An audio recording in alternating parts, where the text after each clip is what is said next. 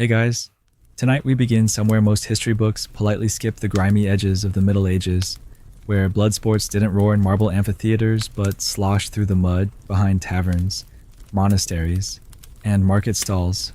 The strangest thing about the so-called medieval gladiator, you've probably never thought of him that way. We picture gladiators as toga-clad warriors clashing under Roman arches, but 1,000 years later, in a Europe crawling through poverty, superstition, and brutal pragmatism, the games never really died. They just got smaller, dirtier, and much, much sadder.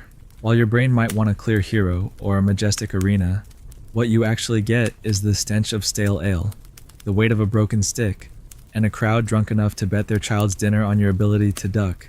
You're not stepping into honor, you're sinking into survival. And the worst part, you probably won't survive this. So, before you get comfortable, take a moment to like the video and subscribe, but only if you genuinely enjoy what I do here. Post your location and local time. I love seeing where you're all listening from. Now, dim the lights. Maybe turn on a fan for that soft background hum. And let's ease into tonight's journey together. You trudge barefoot through the cold muck of an alleyway behind the tavern. It's barely dawn, but the innkeeper's already out front, sweeping away last night's vomit, and he gives you a look that says you're not worth the bread, you'll be thrown later. There's no grand procession, no trumpets, no roar of an empire, just chickens clucking nearby and the low groan of a hungover pig that somehow lives better than you. The ring you're walking toward is nothing more than a trampled patch of dirt, loosely ringed by half-broken stools and ale-slick barrels. No raised platform, no marble seating. A few carts will be dragged up later and tipped sideways to act as barricades, in case someone tries to run. Not you. You've got nowhere to go.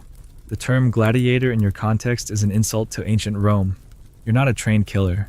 You're not even technically a criminal. You're just broke, possibly orphaned, maybe accused of something vague, like vagrancy, or maybe you were caught stealing onions to survive, and for that, you're now a fighter. Though it's more of a joke to the villagers than a title.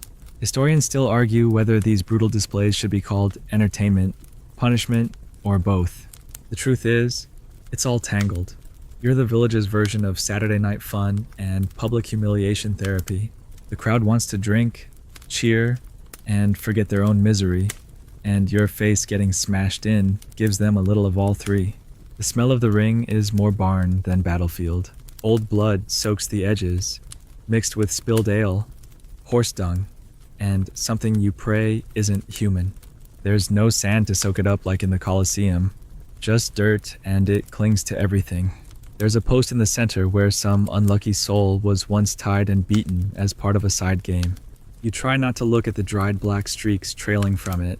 Above, a few clotheslines sag between buildings, draped not with laundry, but with crude banners advertising tonight's blood match, painted in what looks suspiciously like pig's blood.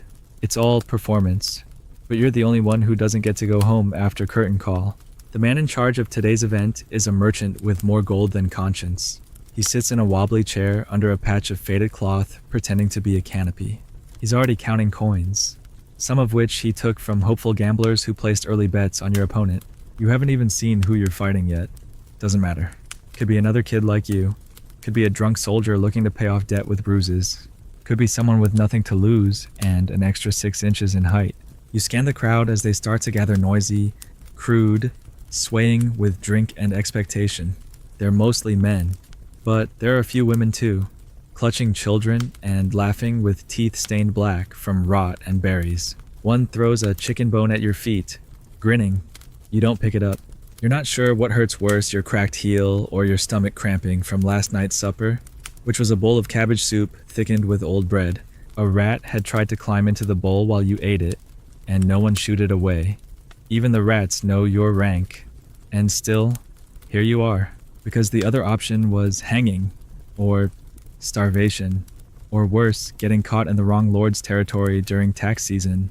Behind the ring, a young boy drags in a wheelbarrow full of broken weapons, chipped wood, cracked shields, something that looks like a rake with nails. He tips the cart over, spilling it into a heap. You get to choose in a moment, or maybe they'll hand you something random for the crowd's amusement. It's not really about a fair fight. It's about spectacle. You stumbling, bleeding, maybe shouting a bit for mercy. That's what they came for. Not to see who wins, just to see someone lose, and lose loudly. A chicken hops into the ring and pecks at a spot near the center. You think it's funny for a moment, then you realize it's pecking dried blood. You look away. Someone offers odds on whether the chicken survives the match. You're not sure if they mean figuratively. There's a brief pause in the bustle as your opponent is shoved into view. He's taller, thicker, probably older by 5 or 6 years. His face has that hollow look of someone who's seen too many mornings and not enough meals. His weapon, a rusted metal rod shaped like a shepherd's crook. Useless in war, perfect for cracking ribs in a pit. You're handed a stick that may have once been part of a chair. It's missing a leg. So are you, emotionally. A bell rings, or rather, someone smashes 2 pans together. That's the signal. The match begins. You don't hear a roar. You hear snickering, groans, one high-pitched whoop from a drunk monk. Somewhere, a lute starts playing, out of tune and too fast. The fight itself is clumsy. You swing, he dodges, he swings, you fall. Dirt in your mouth, laughter in your ears. No training, no tactics, just fear and momentum. It's like fighting underwater with someone who hates fish. Eventually, someone steps in. Maybe the merchant, maybe a priest with too much wine and too many sins. They call it off. You don't know who won. You can't feel your ribs. The crowd boos, not because it's over, but because nobody died. A bucket of water is dumped on you. Someone steps over your hand like you're already a corpse. You lie there, cold, wet, and oddly thankful you still remember your name.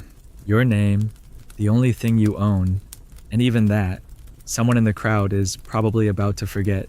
You wake the next morning not in a bed, but on straw that smells faintly of wet animal, and vaguely of something worse, maybe spoiled meat. Maybe the last man who slept here and never left. You try to sit up, but your side burns. A rib might be cracked, or maybe it's just bruised from yesterday's performance. That's what they call it, performance. As if you were part of some grand pageant, not flailing in a ring like a wounded dog for the amusement of illiterates. You're not even officially a gladiator, not by any ancient standard. No title, no contract, no glory. The term was borrowed long after Rome crumbled, applied loosely to men like you, the expendable, the desperate, the humiliated. You weren't trained for this life. You were cornered into it. Maybe you stole, or begged in the wrong village, or refused to kneel to the wrong guard. Maybe you were just too hungry, too poor, or too unlucky.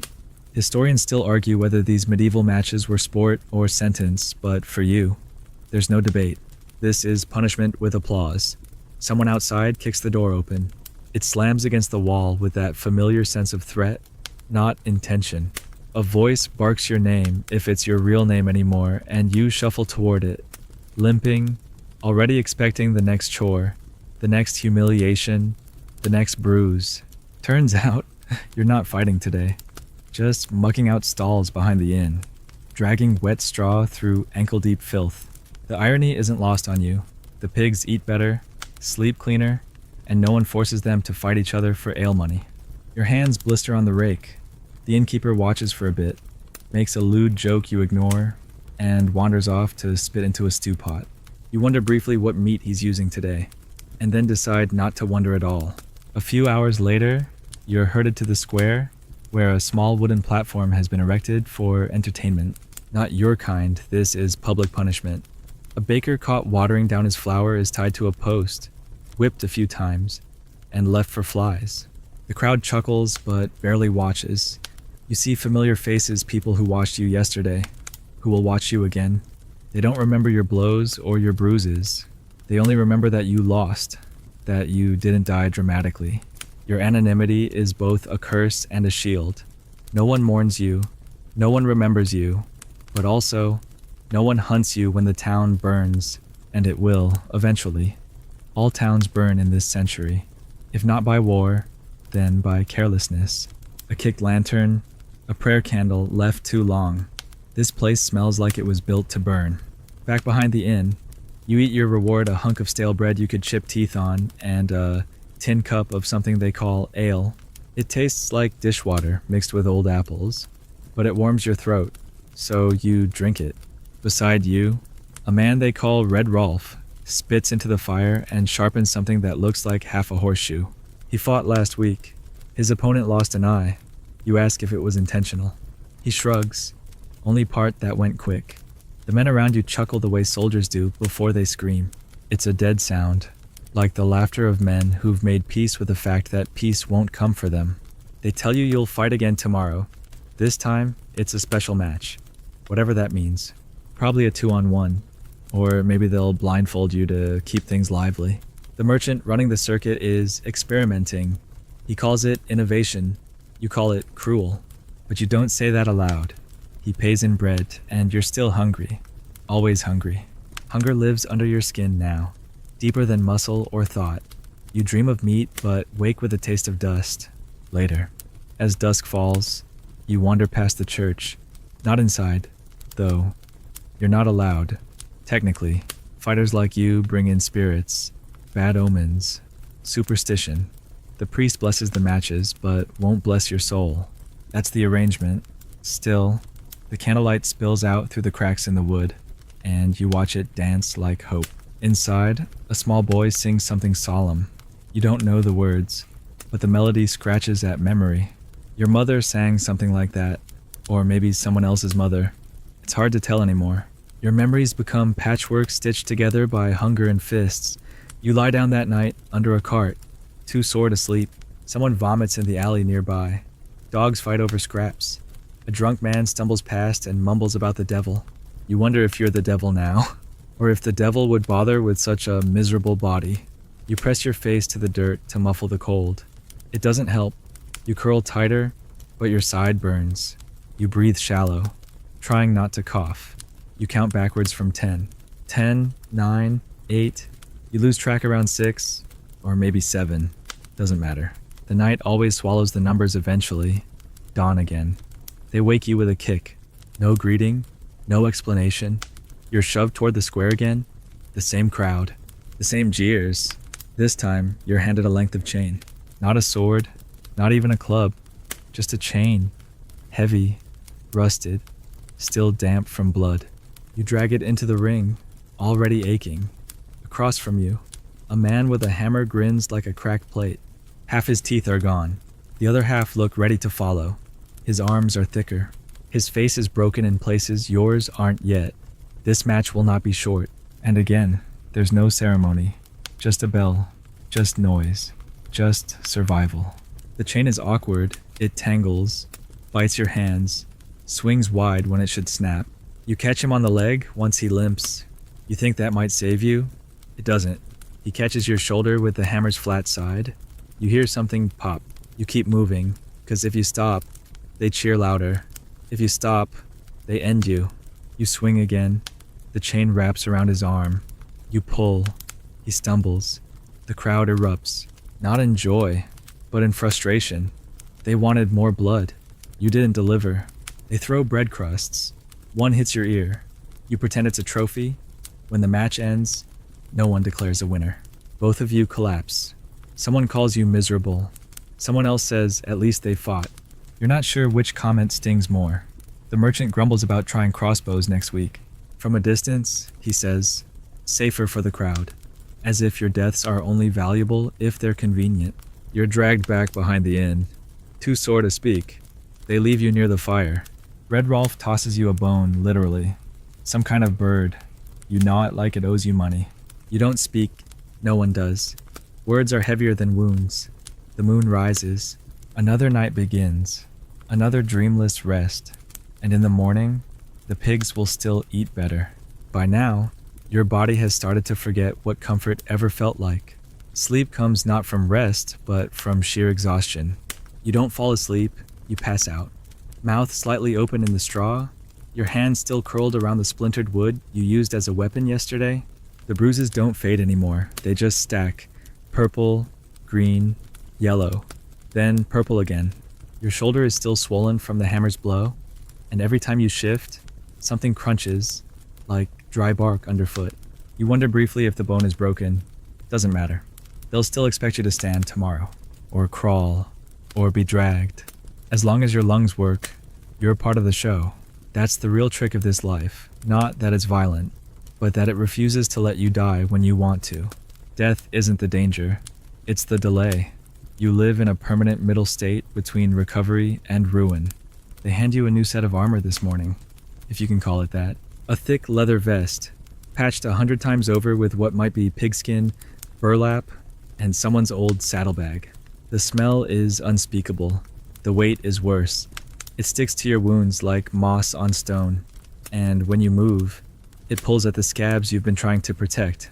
You consider not wearing it, but one look from the merchant eyes like cold iron, and fingers twitching over his coin purse, and you buckle it anyway. Historians still argue whether these events were meant to replicate Roman spectacle or just mock it. You suspect the latter. There's nothing glorious here.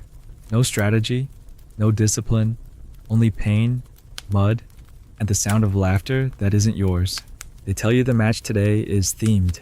That means a story has been made up, probably something about a beast and a hunter. You're the beast, obviously. They smear charcoal across your face, knot your hair into filthy braids, and shove bits of fur under your vest to make you look savage. It's absurd. You're 19, half-starved, and your biggest crime is poverty. But now you're the monster. You're shoved into the ring with a fake snarl painted on your cheek. Your opponent enters with a wooden spear and a helmet made from a painted bucket. The crowd cheers, not because it's clever, because it's familiar. They love a story, even a terrible one, and this one at least lets them feel righteous when you're beaten. The fight begins, and you stumble forward, the chain from yesterday still wrapped around your wrist like a reminder. The hunter lunges. His spear snaps in half against your shoulder. He curses, and the crowd laughs. You swing the chain not to win, just to buy time, but the weight of your new vest pulls you sideways. You fall hard, and your opponent stomps on your leg before you can rise. The pain blooms like fire. You shout, not from fear, but from rage. Somewhere, someone claps. They think it's part of the act. You want to scream that it isn't, but your mouth fills with blood as he punches your jaw. The charcoal smears, the costume fades. You're just a boy again, curled in dirt, wishing your name meant something to anyone. When it ends, if you can call it an ending, you're left in the ring. The hunter gets coins and applause. You get silence and flies. A few children come up afterward to prod you with sticks. One drops a stone on your foot and giggles. You don't flinch, can't. Your eyes stare past them, into the sky, which is unusually blue today, as if mocking you. Even the weather has a sense of irony. They drag you out by your vest and dump you behind the stables. You lie on your side, counting clouds, wondering if one of them might carry you off if you wished hard enough. You know it won't, but it passes the time. Later, while others are eating, you crawl toward the water barrel. You splash your face, wash out your mouth, and spit blood and tooth fragments into the grass. Something clinks a molar. Probably. You stare at it for a while. There's no ceremony to losing parts of yourself here. No nurse to collect them, no priest to bless them, just mud, blood, and the quiet realization that you're becoming less of a person and more of a tool. Not even a good one. Just a blunt, disposable thing that occasionally makes a crowd laugh before breaking. That night, someone new arrives. A man with dark eyes and a limp. The others murmur that he fought in Spain, that he killed 4 men in a single match and was paid with a horse and a woman. You don't believe it. Nobody gets paid like that. Not here. Still, his presence shifts the air. The merchant gives him space.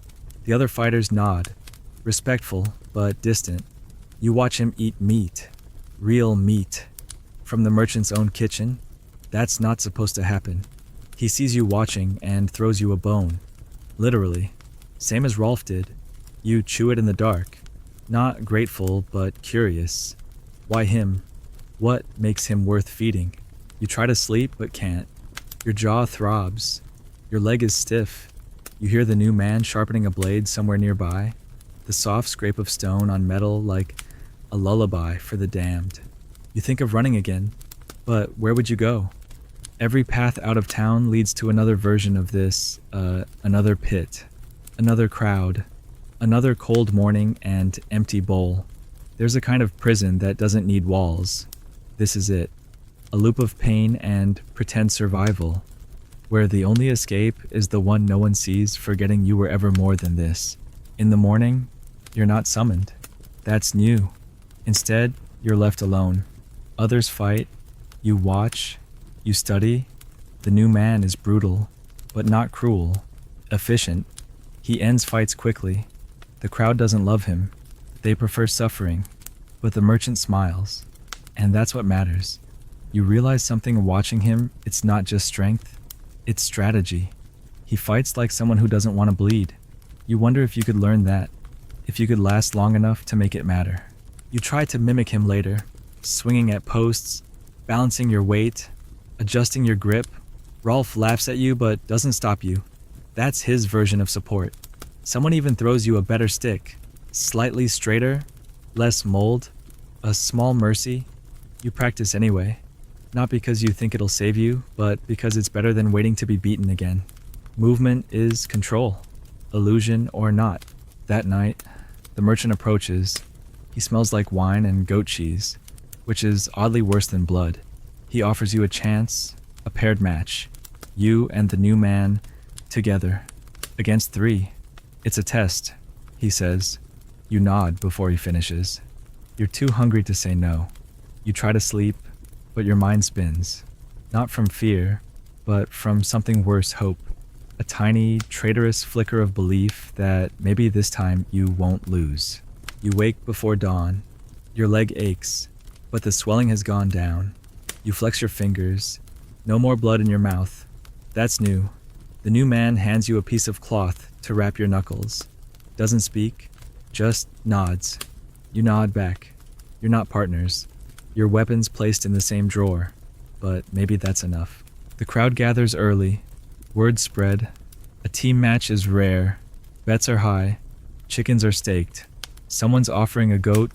This is serious. You enter the ring together. The others, 3 of them already waiting. You recognize one. He once tried to break your arm with a rock. You don't smile at him. Just breathe. The bell rings. The match begins. The bell crashes into the air like a cracked church bell, clumsy, loud, and absolutely final. There's no turning back now. The crowd leans in, pressed against barrels and makeshift fences, breathing ale fumes and anticipation. You step forward in sync with a dark-eyed fighter beside you. Not because you planned it, because neither of you trust the other enough to step second. The 3 across from you spread out like wolves, circling with uneven blades and mismatched armor that looks stolen from corpses. One wears a helmet made of boiled leather, with a hole punched for his mouth. Another grips what seems to be a butcher's cleaver, rusted and pocked with age. The third, just a chain and a grin. You remember him now, the one who broke your nose 2 months ago, then laughed when it healed crooked. He waves at you mockingly. You say nothing. You grip your club, if you can call a carved table leg a club, and wait. The first move doesn't come from them. It comes from your partner. He lunges left, driving low, knocking the chain wielder back into a barrel. Wood splinters, screams rise. You're too slow to follow immediately, but instinct takes over. You parry the cleaver swipe that comes from your right, barely, feeling the shock of the impact vibrate all the way to your spine. It's not graceful, it's not glorious, but it buys you 1 second. That's all you ever get here. Seconds, not chances. You swing back and catch him in the thigh. He grunts. His blood is hot and immediate. The crowd howls. Blood is currency. Your opponent stumbles, and that's all the new man needs. He pivots, grabs the chain, and wraps it around the leather-helmeted man's neck like a leash. It's brutal, not theatrical, just efficient, like butchering. Historians still debate whether medieval blood matches like these were real contests or more like plays, but here, now, under a sky that feels too blue for this much cruelty, you know this is no performance. It's math, it's physics, it's punishment and survival and attention economics. You kill better, you get fed, you suffer louder, you get remembered. Somewhere behind you, someone shouts, "End it." Someone else throws a stone.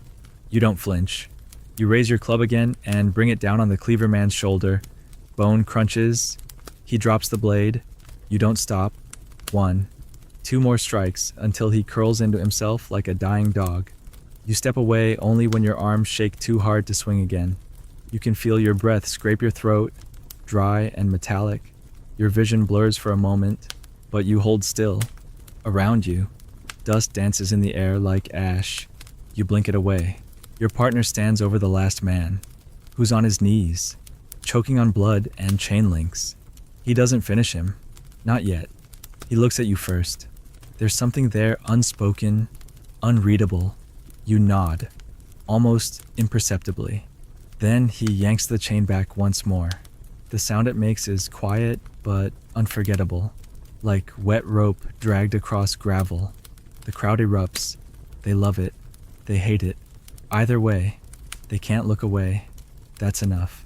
Afterward, they don't throw scraps. They throw coins. A few, mostly copper, dull and dented, but coins nonetheless. A boy scrambles into the ring to collect them and hands them to the merchant, who gives you each one, just one, enough for half a loaf. You stare at the coin like it might tell the future. It doesn't. It's cold and sticky and smells faintly of chicken fat. You pocket it anyway. You limp away with the other man. The crowd is already shifting attention. A new match is being set up dogs this time, against some chained creature you don't want to think about. People are betting again. No one remembers your names. You walk behind the stables and sit in silence, leaning against a wall. The man beside you drinks water from a clay bowl and hands it to you without a word. It's clean. That's the real miracle. You think he might speak now. Tell you where he learned to fight like that. Ask where you came from. Maybe offer you a plan, a way out, some thread of hope. Instead, he lies back in the dirt and closes his eyes. His breathing slows, and within moments, he's asleep. That's his secret. Sleep when you can. Fight when you must. Think as little as possible. You don't lie down yet. You sit with your knees up, club across your lap, staring at the dirt like it might bloom. Later that night, the merchant calls for you. His tent is lit with candles and smells of wax and fat. He's drinking from a horn and offers you none. That was good, he says. Crowd liked it. Might even bring in a bard next week. You nod. You've learned not to interrupt. He leans forward. Think you could do that again? You pause, unsure what he means. Team fights? They're popular. People like to see the underdogs win. Makes them feel like maybe they won't die in the mud, either. You say nothing. You keep doing that. He continues. Maybe you'll earn something better. Maybe your own tent. Better rations. Hot stew. You nod again. Not in agreement. In reflex. He waves you away. Outside, the night is heavy with stars. The kind that remind you of places you'll never see. You wonder if the stars above you ever belonged to anyone who lived well, or if all stars eventually just shine on suffering. You lie down beside the wall, curl into your blanket if a wet piece of canvas can be called a blanket, and dream of nothing. That's the best kind of dream here, the ones that don't hurt. By morning, your body feels like wood left in the rain, swollen, stiff, slowly rotting. But the mood around the yard is different. You hear it in the way people talk. You and the dark-eyed man, now they call him the Moor, are whispered about. Some say you're cursed. Others say blessed. Doesn't matter. In this world, fame is a shadow that either hides you or follows you with teeth. You walk slower now, not because you hurt more, but because more people are watching. A boy brings you meat, real meat, charred and salty. You eat it without asking why. Beside you, the Moor finally speaks. You fight like you don't want to win. His voice is calm, measured, not accusing, just observant. You swallow. I fight like I don't want to die. You answer. He shrugs. Same thing. You both sit in silence again. But something has shifted. You're not alone anymore. Not friends. Not allies. But something more useful, proof that pain doesn't always have to be solo. Later that day, The merchant shows you something, a list, fighters, weights, odds. Next to your name, even gold. Next to the Moor's favorite. You don't feel honored. You feel marked, like prey with a ribbon tied to its neck. You step away and return to the pit. It smells like blood and ale, like every day before. But now, there's something else too. Recognition. The crowd murmurs when you enter. A boy offers to polish your club. You let him. Not for vanity, but because splinters slow your grip. That evening, someone new challenges you. A noble's bastard son, itching for glory. You accept, not because you want to fight, but because it's safer than refusing. He comes at you with flair and polished steel. You counter with weight and memory. He bleeds quickly. You don't smile. You never do. The match ends before the moon is high. They cheer. You nod once and walk away. You sleep under the same cart as always, but the rats stay away now, as if they, too, have learned your name. By now, you stop counting the days. There's no calendar here, only bruises and match scars to mark the passage of time. Each new dawn doesn't promise relief or even variety. It just means more of the same, repackaged with a different face and perhaps a new set of teeth to dodge. You wake before the crows now, your body trained by pain and fear rather than discipline or ambition. The straw under you is damp again, and your shoulder pulses with a deep ache that doesn't go away. Not even with the crude paste the merchant's so-called healer smears on it. His ointment smells of vinegar and garlic and seems to do more for his pride than your wounds. Still, you apply it. You've learned to accept what doesn't kill you, even if it feels like a joke from the gods. If there are gods, you've never seen one that bothered to show up here. Today, they bring out a new set of armor, a term that has begun to sound like a cruel riddle. It's a patched-up hauberk made of overlapping leather scraps and what might be a torn fishing net. It's been soaked in tallow, which makes it stiff as bark and twice as flammable. You wear it anyway, because what choice do you have? The belt doesn't fasten properly, and the armholes chafe your skin with every motion. The weight shifts awkwardly when you walk, and one of the straps is tied with a strip of old underclothes. You recognize the smell, not yours. That's the first joke of the day. The second comes when you're handed your weapon, a spade handle filed to a blunt point. Not even the full shovel, just the shaft, as if you're being asked to fight a wolf with a tree branch and a prayer. They announce your name now, loudly. The merchant makes a show of it, bellowing your new moniker to the crowd like you're some creature of legend. The ragged ghost. He calls you, and the people love it. They cheer with mouths full of stolen bread and homemade wine, waving copper coins and chicken bones like sacred relics. You feel none of the pride he pretends to bestow. The name means nothing to you. It was never yours to begin with. But in this place, names are just masks painted over your pain, spoken louder than your screams. At least ghost is accurate. You already feel half dead most days, drifting from fight to fight without a home, a future, or even a clear past. And ragged. Well, that's undeniable. Your opponent today is a former gravedigger named Boren. He's broad-shouldered, quiet, and disturbingly calm. He carries a shovel his own. He insisted, and he doesn't look like a man who's afraid of dirt or death. Rumor has it he volunteered for this, hoping to earn a new plot of land and a pig. You wonder briefly what kind of life leads a man to trade digging graves for making them. But then again, you're no different. You didn't arrive by choice, just by sequence. You were too poor to buy freedom, too visible to hide, and too desperate to turn down anything that resembled food. The match begins with no ceremony, only the dull clang of the bell and a chorus of slurred voices betting on how many teeth you'll lose this time. You circle Boren slowly, trying to mimic the grace of the Moor, who now watches from the edge of the ring with crossed arms and eyes like knives. You wonder what he sees: technique or tragedy. Boren lunges first, heavy and slow but powerful. You sidestep, barely, feeling the shovel whistle past your ear like a curse. You jab forward with your spade handle, catch him in the ribs, but it bounces off his thick coat with a dull thud. He smiles, and it isn't kind. It's not cruel either. It's something worse, resigned. like he's already made peace with whatever happens next. He grabs you by the collar and pulls you forward. You twist instinctively, bringing your elbow into his gut. He grunts but doesn't let go. The crowd roars. Somewhere, a lute begins to play off-key again, always the same cursed tune. Like a bard trapped in purgatory, you finally break free, stumbling backward, your side throbbing. Boren wipes his mouth with the back of his hand. Blood, his or yours. You can't tell. The fight stretches into minutes longer than most. The merchant likes that. He leans forward in his chair, that's chewing dried fruit and scribbling notes with a feather quill far too fine for this hellhole. You wonder what he writes. Odds. Observations. Maybe a list of future injuries to exploit. Boren favors left. Ghost ducks early. Add fire next time. You wouldn't put it past him. He's always looking to escalate. Entertainment, after all, is just pain with rhythm. You land a lucky hit on Boren's knee, and he buckles.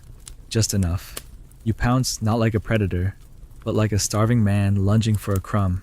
You bring the spade handle down on his shoulder, his arm, his back. You don't stop until the guards pull you away. You're not proud. You're barely conscious. But you're upright, and he's not. That's enough. The merchant claps slow, mocking, deliberate.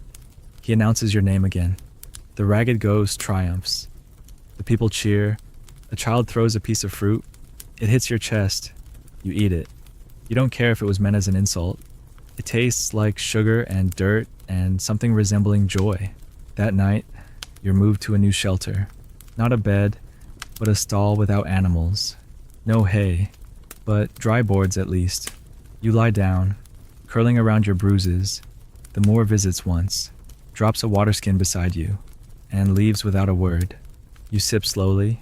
The water is cool, metallic, and almost sweet. For a moment, you feel human again.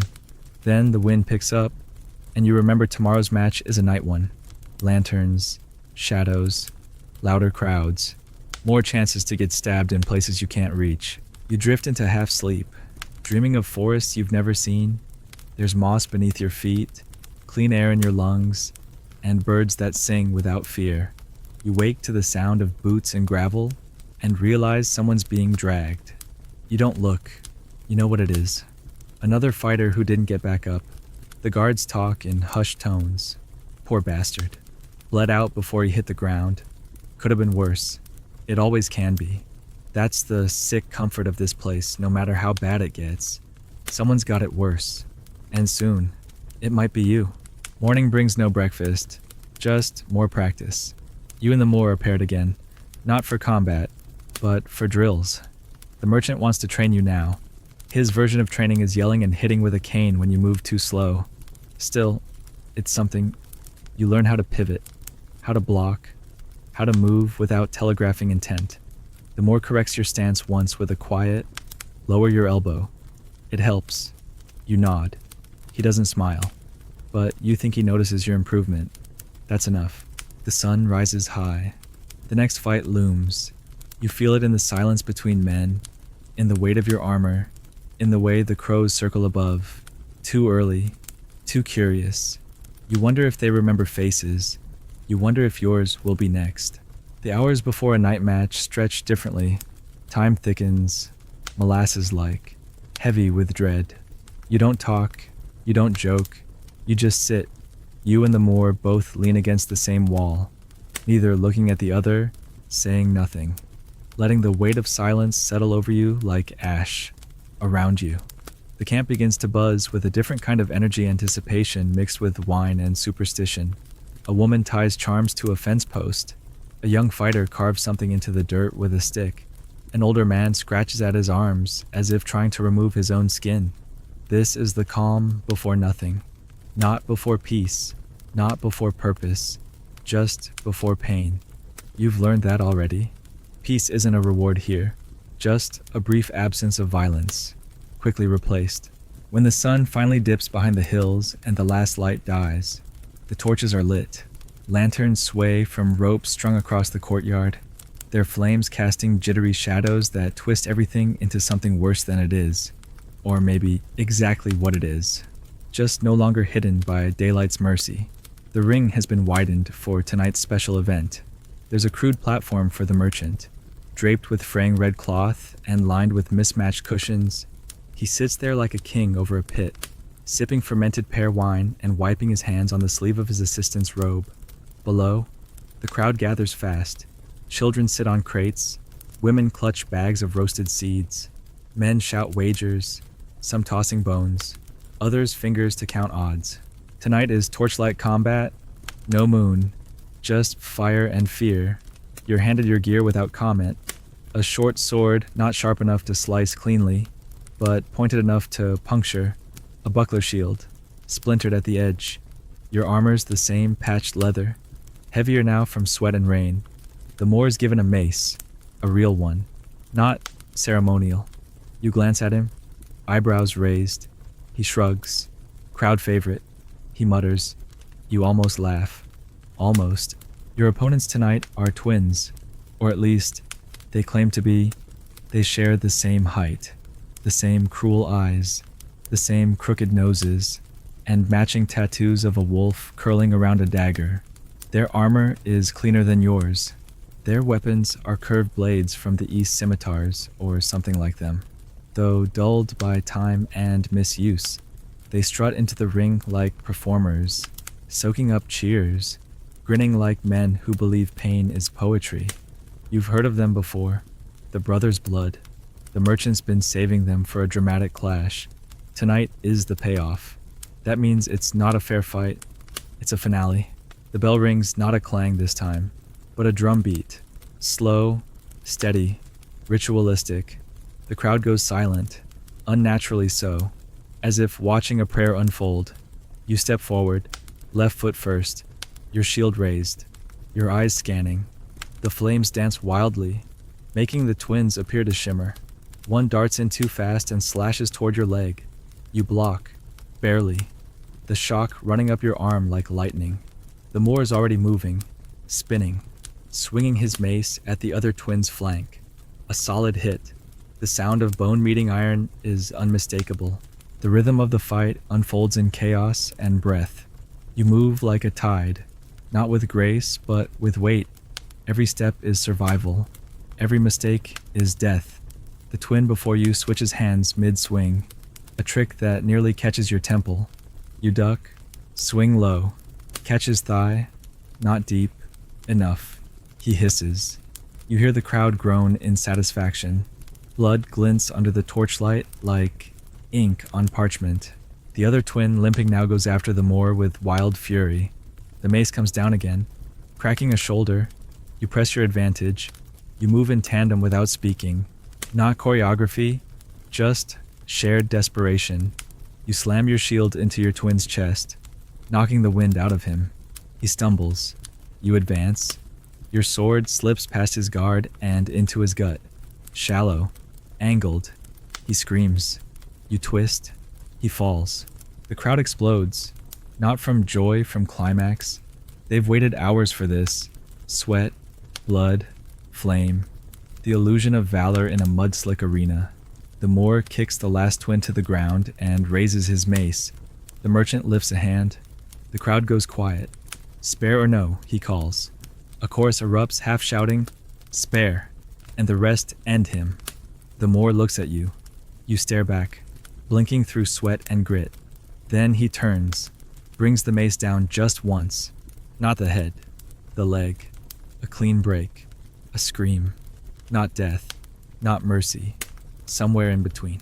After the match, the merchant actually approaches you himself, hands still sticky from fruit. He claps you on the back, hard enough to make your knees buckle. That was beautiful, he says, as if complimenting a painting. He says you've earned a rest, which means what, exactly? You ask. You won't fight tomorrow. He smirks. Unless I need you. He winks.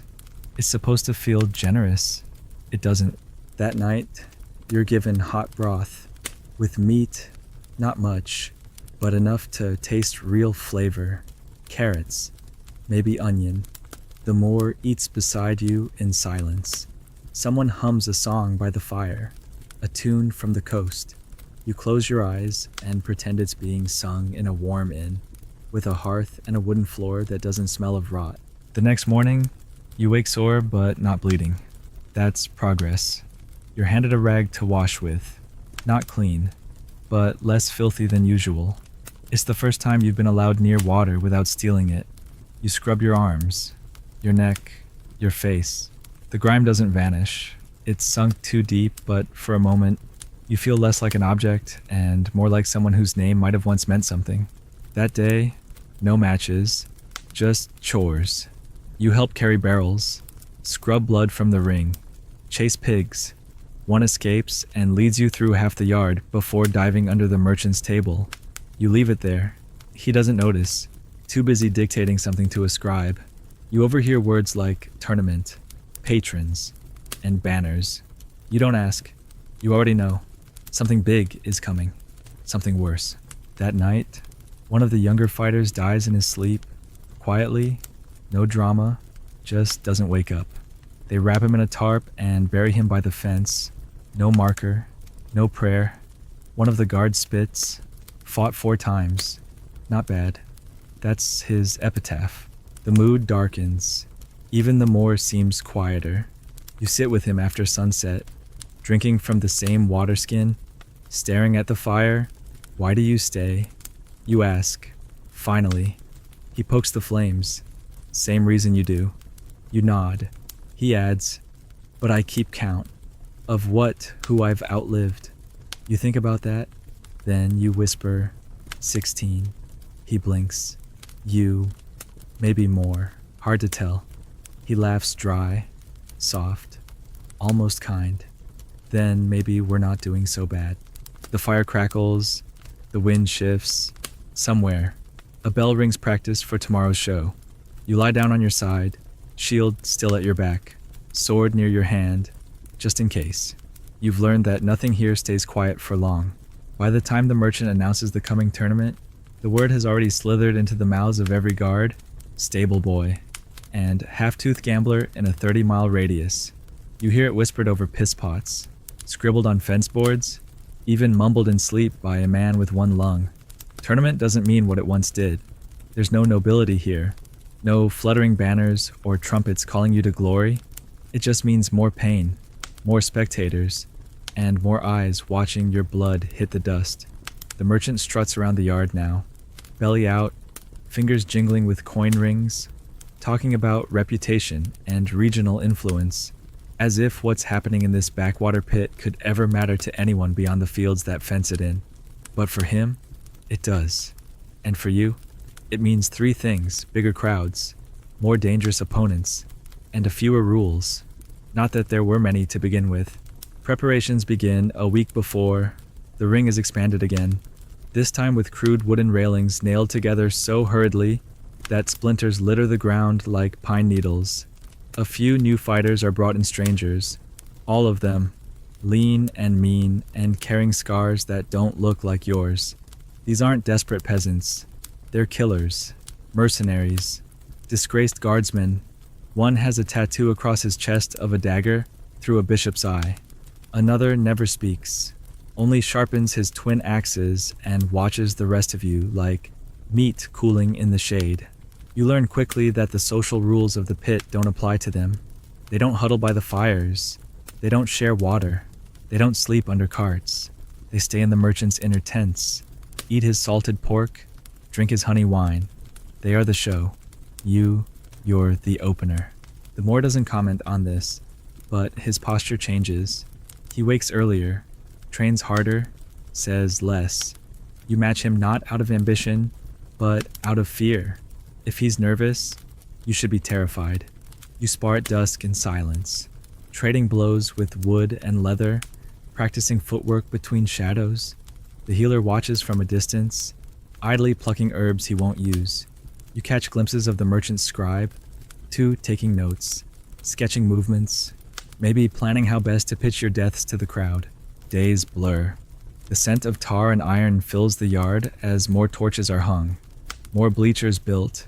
The merchant hires musicians this time, real ones, drummers and horn players who rehearse during the heat of day, while you pour sweat onto cracked earth.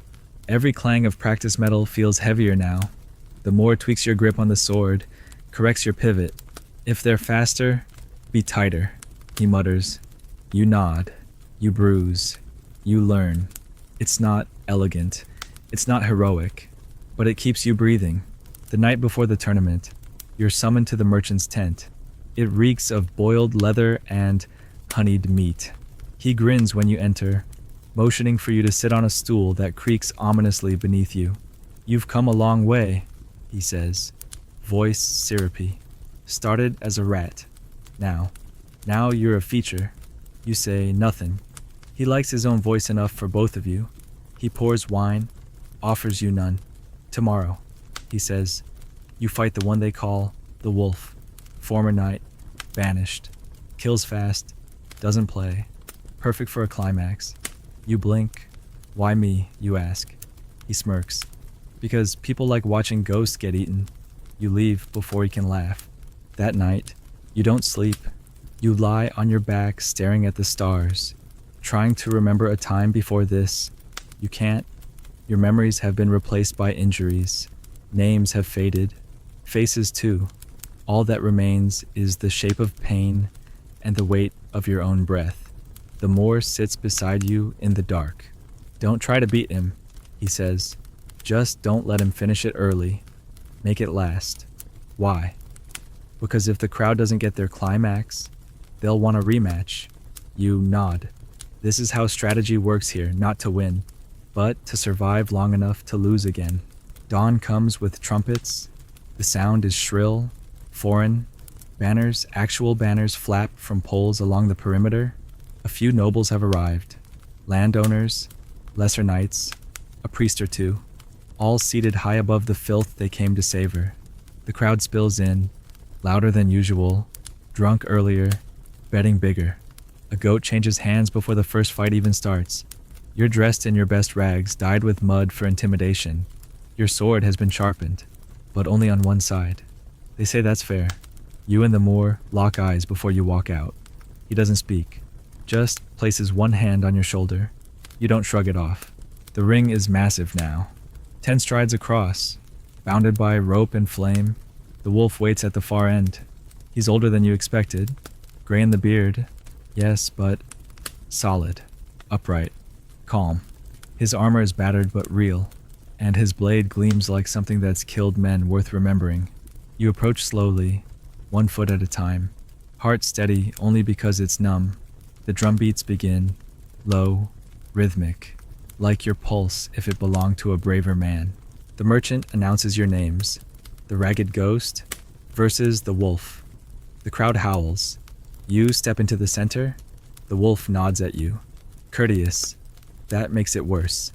When the bell sounds, he doesn't lunge. He waits, measures. You circle. He follows. His footwork is perfect. Not flashy, just patient. He's fought hundreds like you, maybe more. You swing first. A mistake. He catches your blade on his and pivots too fast. Your arm burns as metal bites leather. Not deep, but enough. You stagger. Reset. The next minute is a blur of motion and breathing. You dodge. Parry. Take a glancing blow to the ribs. You land one on his hip, surprising him, if only slightly. The crowd reacts. You use that. Lean into the drama. Stumble. Then recover. They cheer. He frowns. This isn't going how he likes. You draw it out. Not because you're clever, because you're scared. Because you know how this story ends if it ends too soon. At some point, you don't remember when, your sword snaps. Not cleanly. The blade just bends and stays bent, wobbling like a flag in wind. You throw it. The crowd erupts. The wolf laughs. Brave, he says. Then he comes at you full force. You barely block with your forearm. Pain explodes. You fall. Dust fills your mouth. The end comes close. But the Moor steps in. Not into the fight, just the edge. Shouting something. The merchant responds. The bell rings. Match paused. Not a finish, the merchant says. They want blood, not a corpse. Next round tonight. The wolf bows slightly, walks off. You lie there, stunned, chest heaving, vision swimming. You didn't win. You didn't lose. You did what the merchant wanted filled time. They drag you out, pour water on you. The healer mutters, could have been worse, and smears something over your arm. It stings like betrayal. You glance at the Moor. He doesn't speak, but he stays close. You'll fight again tonight, but you're still breathing. You spend the hours before the rematch in a haze of aching limbs, loud drums, and the taste of iron in your mouth that won't quite go away. They sit you under the shade of a cracked canvas sheet, toss you a skin of wine that burns like vinegar going down, and tell you to look strong when you go back in. Your broken sword lies discarded near the ring, half buried in sand and spit. You don't ask for a new one. You don't even know if you'll get one. This isn't about fairness. It never was. It's about giving the crowd a story they can drink to. And in their eyes, you're the scrappy revenant, the ghost that refuses to die, limping back into the ring for one more shot at something you'll never own. The Moor stays nearby, arms crossed, watching you like a man calculating debt. You're not sure if he's worried or simply annoyed that you're not already dead. Don't try to outmatch him, he says finally, nodding toward where the wolf sits, polishing his blade with quiet ceremony. Outlast him, wear him down, make him angry. Angry men lose focus. You nod like you understand, though your skull still echoes with the last blow that cracked your brow. You're not even sure if your left eye is working right. The shadows dance too easily, and every third breath tastes like salt and copper. Someone hands you a rag to mop your face. It smells like mutton and regret. As night falls again, the lanterns are relit, casting that same unholy glow over the ring. The crowd has swelled, easily twice the size of the morning gathering. New faces now, more coin purses, more noble silks, and more priests pretending not to enjoy what they came to see. A small choir sings something pious just before the bell, which only makes the air more surreal. You're marched back into the arena with no weapon in hand. The merchant pauses you at the edge, holds up a finger, then points toward the center. There, planted like a cruel joke, is a weapon rack, 2 blades, one short and jagged, the other long but dulled. You'll have to run for it. So will the wolf. The crowd loves watching men race for the means to kill each other. The drum beats once, then twice, then silence, then chaos. You sprint, legs shaking, lungs already half empty. The wolf moves smoother, but you've got desperation. He goes for the long blade. You snatch the short one, jagged, chipped, ugly. It feels like a saw in your grip, but it's light, fast. You don't pause to think. You lunge. He parries easily, his blade sweeping down with the grace of a man who's done this in wars, not just dirt pits. Still, the force drives you back. You stumble, pivot, regain footing. The crowd gasps like they're watching theater. In a way, they are. You dart in again, aim for his ribs. He steps sideways, lets you pass, then slams an elbow into your back. You hit the ground hard, mouth full of grit, but you roll quickly faster than you thought possible, and swing upward. Your blade slices across his thigh, shallow but satisfying. He grunts, blood darkens his boot. The crowd roars. You rise, breath ragged, heart pounding. You're not winning, but you're not losing yet. The wolf frowns now, the first crack in his otherwise statuesque composure. He circles you with more caution. This time, you don't follow. You stand your ground, weight balanced, blade raised just enough. You remember the Moor's words make him angry. You smile. Not a big one, just enough to register as disrespect. It works. He growls, swings wide, and for a moment, just a moment, he's sloppy. You duck under, drive the jagged blade into his side, not deep, but angled. He jerks back, shouts something you don't catch. The crowd explodes with approval. You feel it in your chest. Adrenaline, yes, but also something else. Control, fleeting, fragile, but real. For once, you're not just surviving. You're dictating the tempo, but it doesn't last. He recovers quickly, faster than you. He slashes high, and you bring your blade up to block, but the force sends your weapon flying. It spins out of reach. You backpedal, unarmed, your arms raised out of instinct. The wolf follows, lip curled, bleeding but calm. He points his sword at your throat. The crowd goes silent. Somewhere, a baby cries. You see the Moor at the edge of the pit, fists clenched. Then something unexpected happens. The merchant stands. All or nothing, he shouts, voice theatrical. Final blow wins the purse. Gasps ripple through the crowd. Even the wolf hesitates. This wasn't part of the plan. He looks to the merchant, then back at you. He lowers his sword slightly. That's your chance. You dive not at him, but at the weapon rack. The second sword, forgotten in the chaos, lies just feet away. You grab it mid-roll, spin, and lunge. He parries but barely. This time, you push through, slam your body against his, both blades caught between you. You're too close now for elegance, too dirty for rules. Your forehead meets his with a crunch. His knee slams your thigh. You drive your blade toward his ribs. He deflects. You twist. He falls. You're on top of him, blade pressed to his neck. He's breathing hard, bloodied, still dangerous, but still. The bell doesn't ring, not yet. You look up. The merchant hesitates, hand in the air. The crowd screams for blood. You press the blade harder. Then you stop and stand. You step back. The wolf blinks, surprised. The merchant frowns, then slowly raises his hand. Victory to the ghost. The crowd erupts, half are angry, half are thrilled. All are louder than before. You stagger back toward the edge of the pit, vision blurring. The Moor catches your arm, doesn't speak, just helps you sit. Water's poured down your throat. Someone hands you bread. You chew without tasting. The wolf rises slowly, gives you a nod. You nod back. That night, you're given stew, warm, thick, with chunks. You eat alone, then with the Moor, then in silence. You fall asleep against the stable wall, your sword beside you. Not because you expect to fight, but because now, people know your name. And that's more dangerous than any blade. You wake to rain.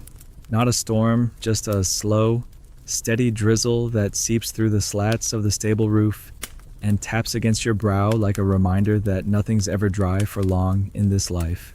Your body groans as you move, bruises singing in harmony with the dull ache behind your eyes. The match with the wolf left its mark internally more than anything. You didn't win because you were better. You won because you didn't die fast enough, because you played the crowd like a fiddle with one string, and because the wolf hesitated.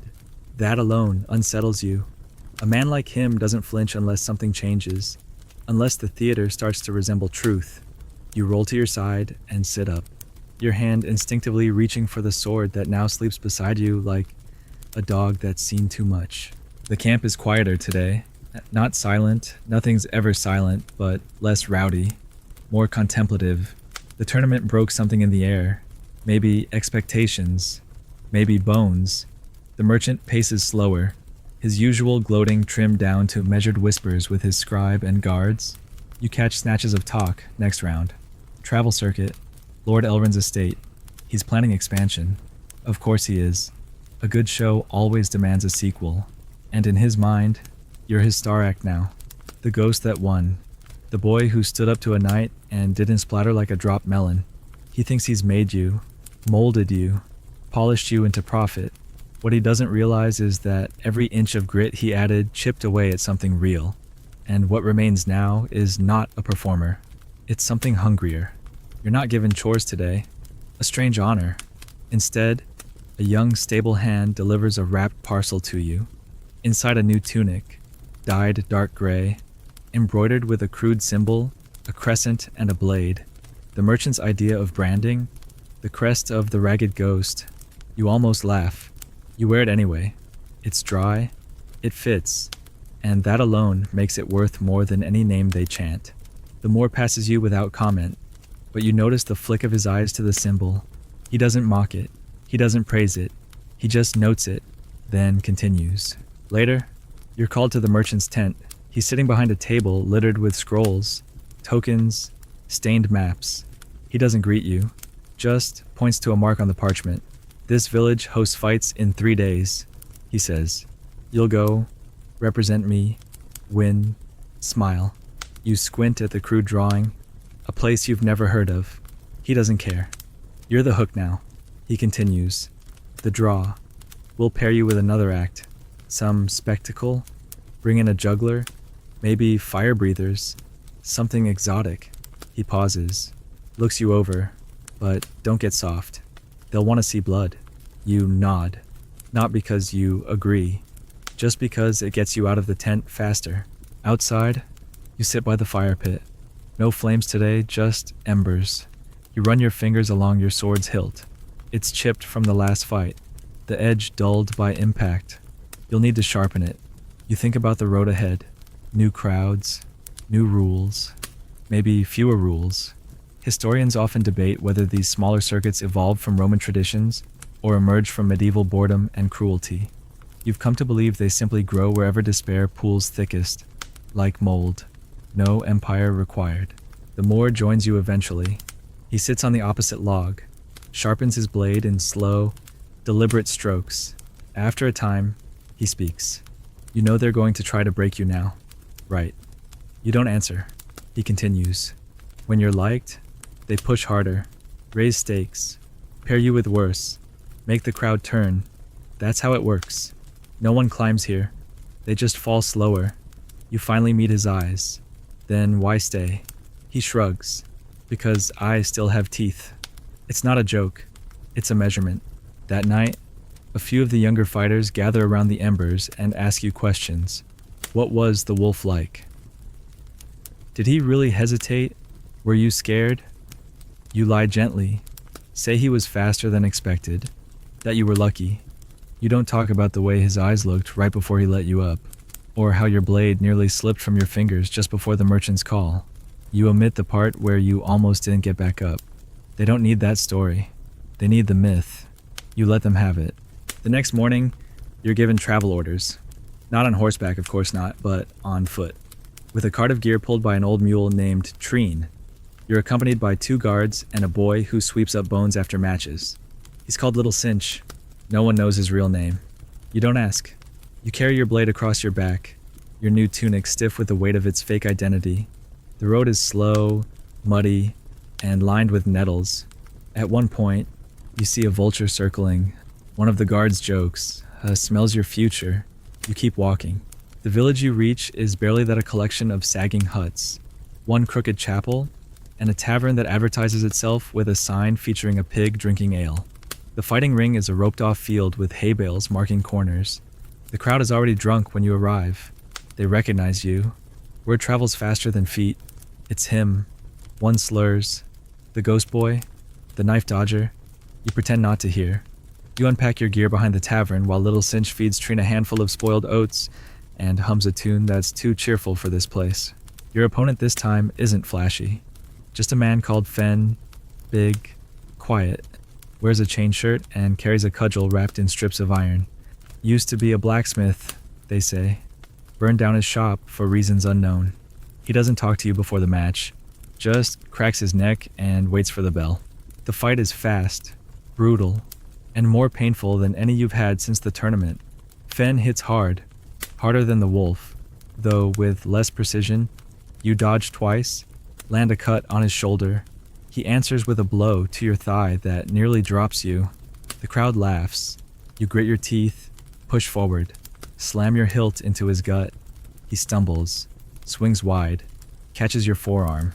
You feel something tear. Doesn't matter. You drive your blade into his side, not deep, but enough. He grunts, then falls. They call it a win. Barely. You limp to the tavern afterward. No stew this time. Just thick ale and a heel of bread so hard you have to soak it to chew.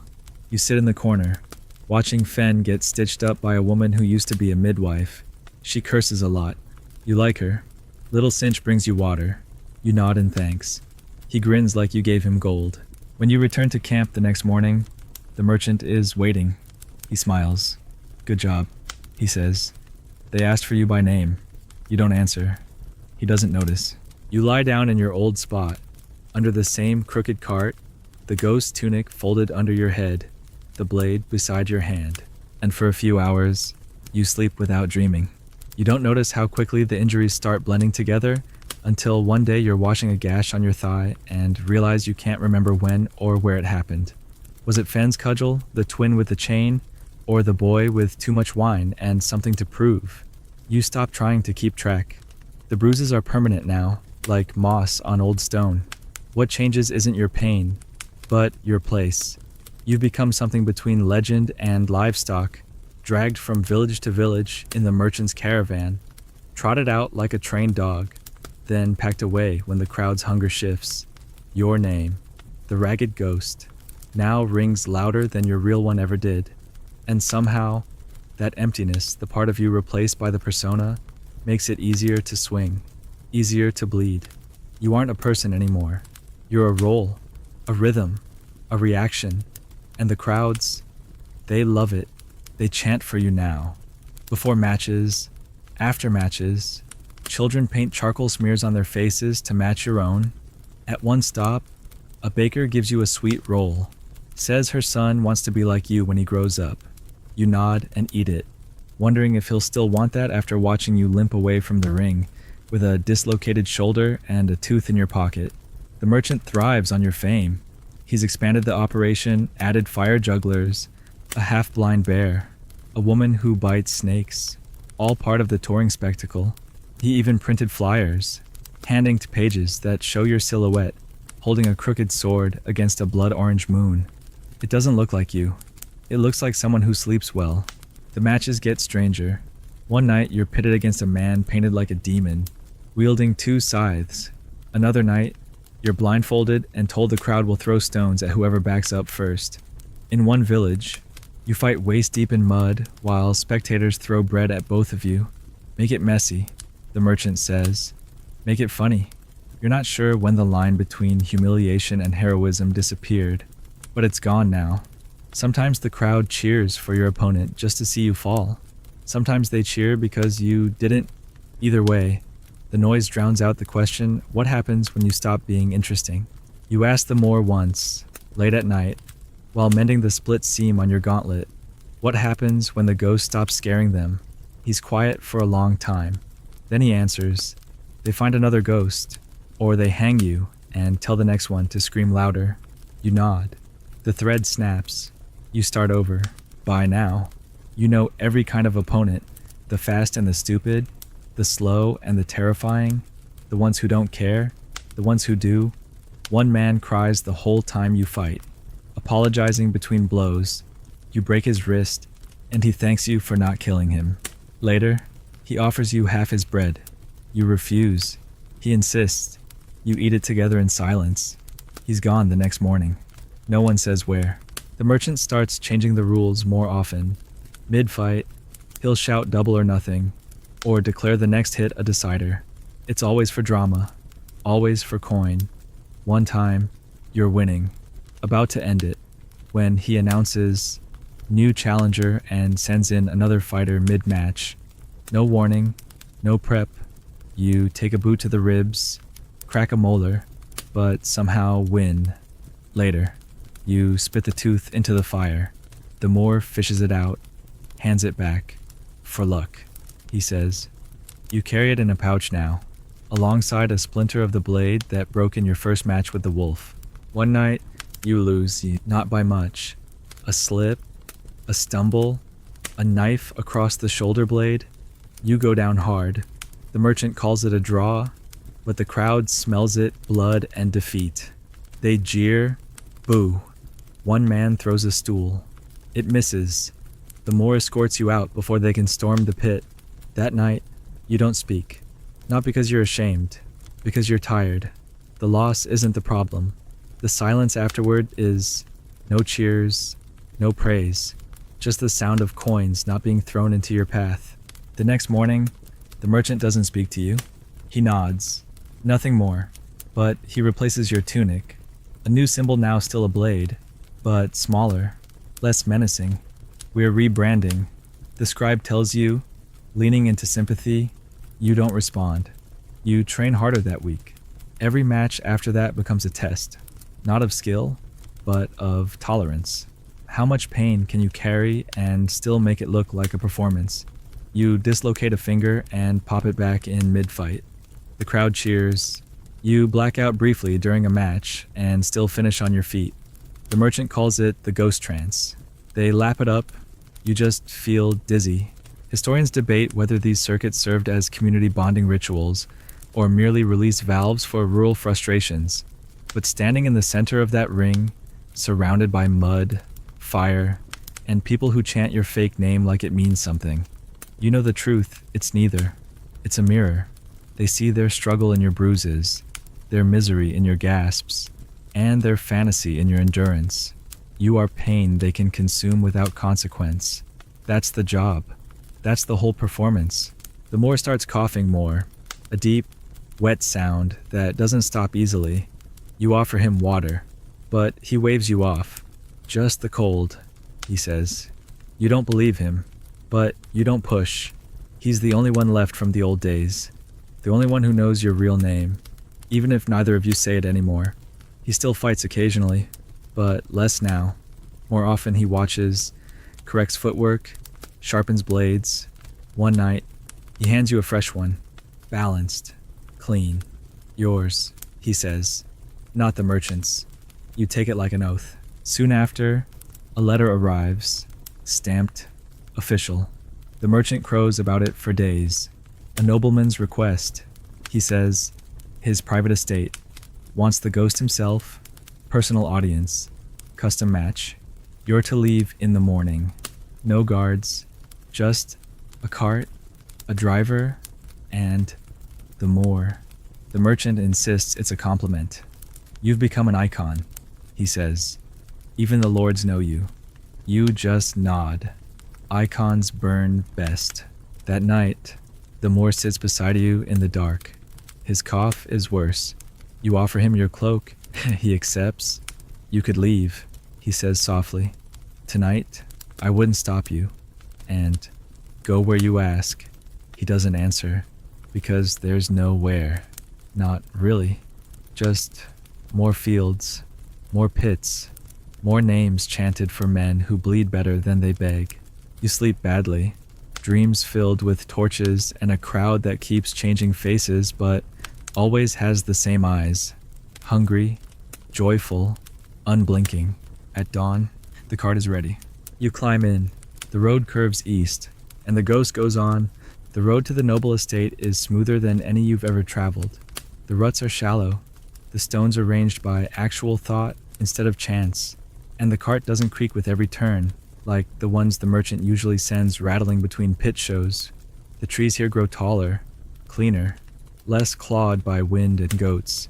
It feels like you've crossed an invisible line from a world that chews through bodies for breakfast to one that dines behind curtains and watches suffering like theater. The Moor rides beside you, his cloak pulled tight, the corners of his mouth drawn into silence. His cough returns every half hour, dry now, as if his lungs are made of old parchment. He doesn't complain, but you know what it means. You've seen men fight harder things than swords and still lose, and this one is slow and clever, and it doesn't fight fair. You glance at him once. He's staring ahead, jaw tight. You say nothing. Some things don't need language between survivors. By noon, the estate appears not like a castle, but a manor sprawled across the hill like it decided to conquer the land with money instead of men. Rows of windows gleam under the high sun, and turrets rise not for defense, but for ornament. The walls are whitewashed. There's a smell of herbs in the air, real ones. Rosemary, thyme, even saffron maybe. Everything is too clean, too still.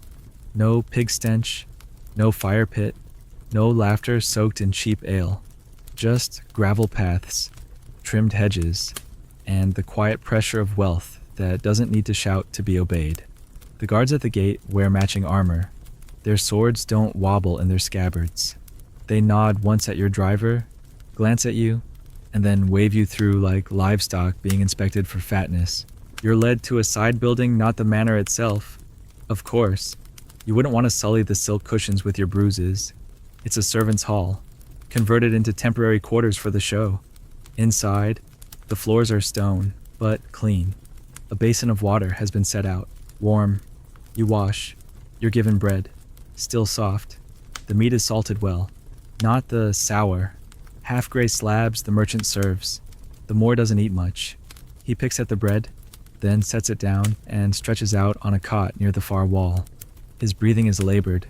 You sit beside the window and watch the house for hours. Eventually, a servant appears, a boy no older than 15, dressed like he's trying to forget he's human. He delivers the details you'll perform at dusk, in the southern courtyard. No weapons of your own.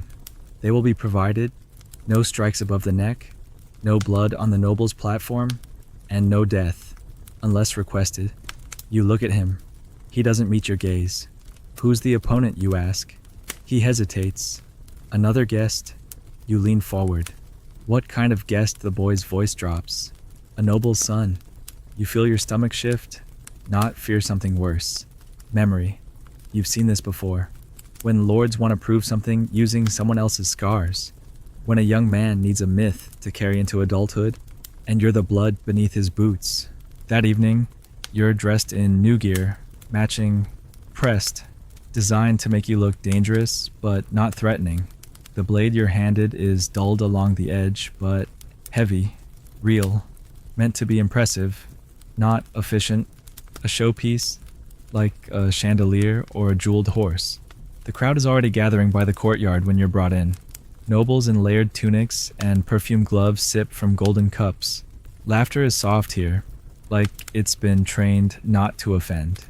You spot the lord high on a velvet dais, reclining as if the weight of command is only physical. Next to him, a boy, maybe 17. Broad shoulders, golden curls, eyes that haven't seen suffering yet. He stands up, flexes, adjusts the grip on his wooden-bladed sword. You recognize it, not the weapon, the posture. He thinks this is a game. The bell rings delicate, like a dinner chime. You step forward. He lunges. The first blow is sloppy.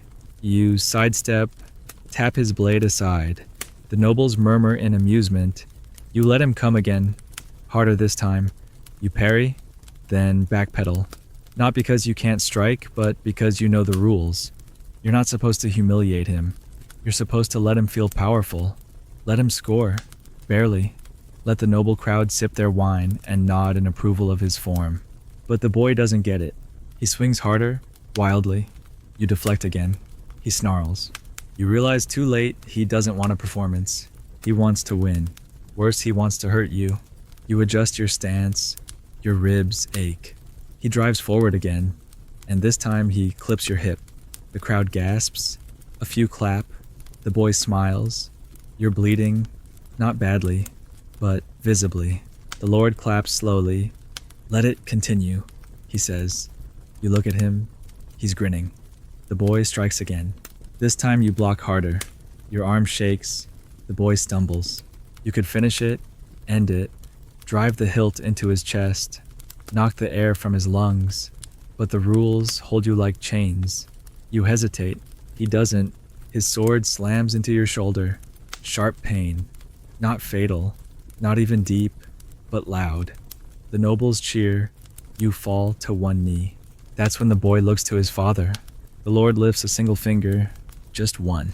You've seen that gesture before. It means end it. The boy raises his blade high, and that's when you stop playing. You rise. You pivot. You slam your blade against his side, not with the edge. Not to kill, but to collapse. He gasps, falls, drops his weapon. The courtyard is silent. You stand over him, blade pressed to his chest. Your body aches. Your shoulder burns. Your breathing is ragged, but you are not broken. You look at the Lord. He meets your eyes. You lower the blade, step back. The bell rings again. Enough, someone mutters. You walk away, back to the servants' hall, past the gaping nobles, past the boy, coughing on the ground, back to the Moor, still curled on the cot. You sit down, pull off the blade strap. Your hands are shaking. You don't say a word. Neither does he. But when you lie down that night, your pulse finally slows. And you sleep, not deeply, but without fear. When the morning light slips through the narrow shutters of the servants' hall, it's gentle and golden and altogether too civilized for the world you've come from. You blink slowly, head resting on the folded sleeve of your borrowed tunic, muscles stiff as old rope. The floor beneath you is smooth and clean, not because anyone cared, but because wealth tends to seep into the walls and push out dirt by instinct. The Moor is still asleep, or at least still lying still, arms crossed, face tilted toward the dim corner of the room where the light doesn't reach. His breathing is shallow. You listen for a moment, count each inhale. Still here, barely. The ache in your shoulder flares as you push yourself up. The bruises from the noble boy's blade throb beneath your ribs. You stretch, bite back a groan, and step outside. The estate is already stirring. Servants shuffle past with baskets of linen. A cook scolds a boy for dropping a bowl. Somewhere a horse neighs, and the metallic clink of harness buckles echoes off the white stone. No one looks at you. That's the magic of class. You can bleed for their amusement one night and vanish from memory by breakfast. You walk through the gravel paths with the stiffness of someone used to pain but not rest. No one stops you. The blade they gave you last night is gone, probably polished and stored, like a theater prop. You weren't meant to keep it. You were never meant to keep anything. The merchant arrives by midday, smiling like a man who just signed a new lease on your life. What a performance. He beams, dismounting from a polished cart you didn't know he owned. The Lord was pleased, very pleased. Says you showed restraint with dignity. You almost ask what would have happened if you hadn't. You don't. He tosses you a pouch. It clinks. Silver. Not a lot, but enough. You're cut, he says, already turning toward the estate steps. Back to the circuit tomorrow. Rest while you can. You carry the pouch in your palm for a while, as if it might dissolve. Eventually, you tuck it into your belt. It's the first coin you've been given directly. All others were filtered through favors, food, or forgotten. You sit beneath a tree and feel, for a flicker of a moment, something like ownership, not of the coin, of the quiet. That night, the Moor doesn't eat. You bring him broth. He sips it slowly, says nothing. His eyes have dulled, not from fear or pain, but from the erosion that comes when a man has seen too much and been allowed too little. You tell him the merchant's plan. He closes his eyes. I won't make it to the next town, he says plainly. You want to argue? Instead, you sit beside him until the candles burn low. You leave at dawn. The cart creaks as it leaves the gravel and finds the dirt road again. The Moor stays behind, not buried, just left. The estate offered a shed, some blankets, a priest to mumble something appropriate. You marked the door with charcoal. That was all you could do. You don't speak for hours. The road stretches endlessly, bordered by fields you've never owned and sky you've never named.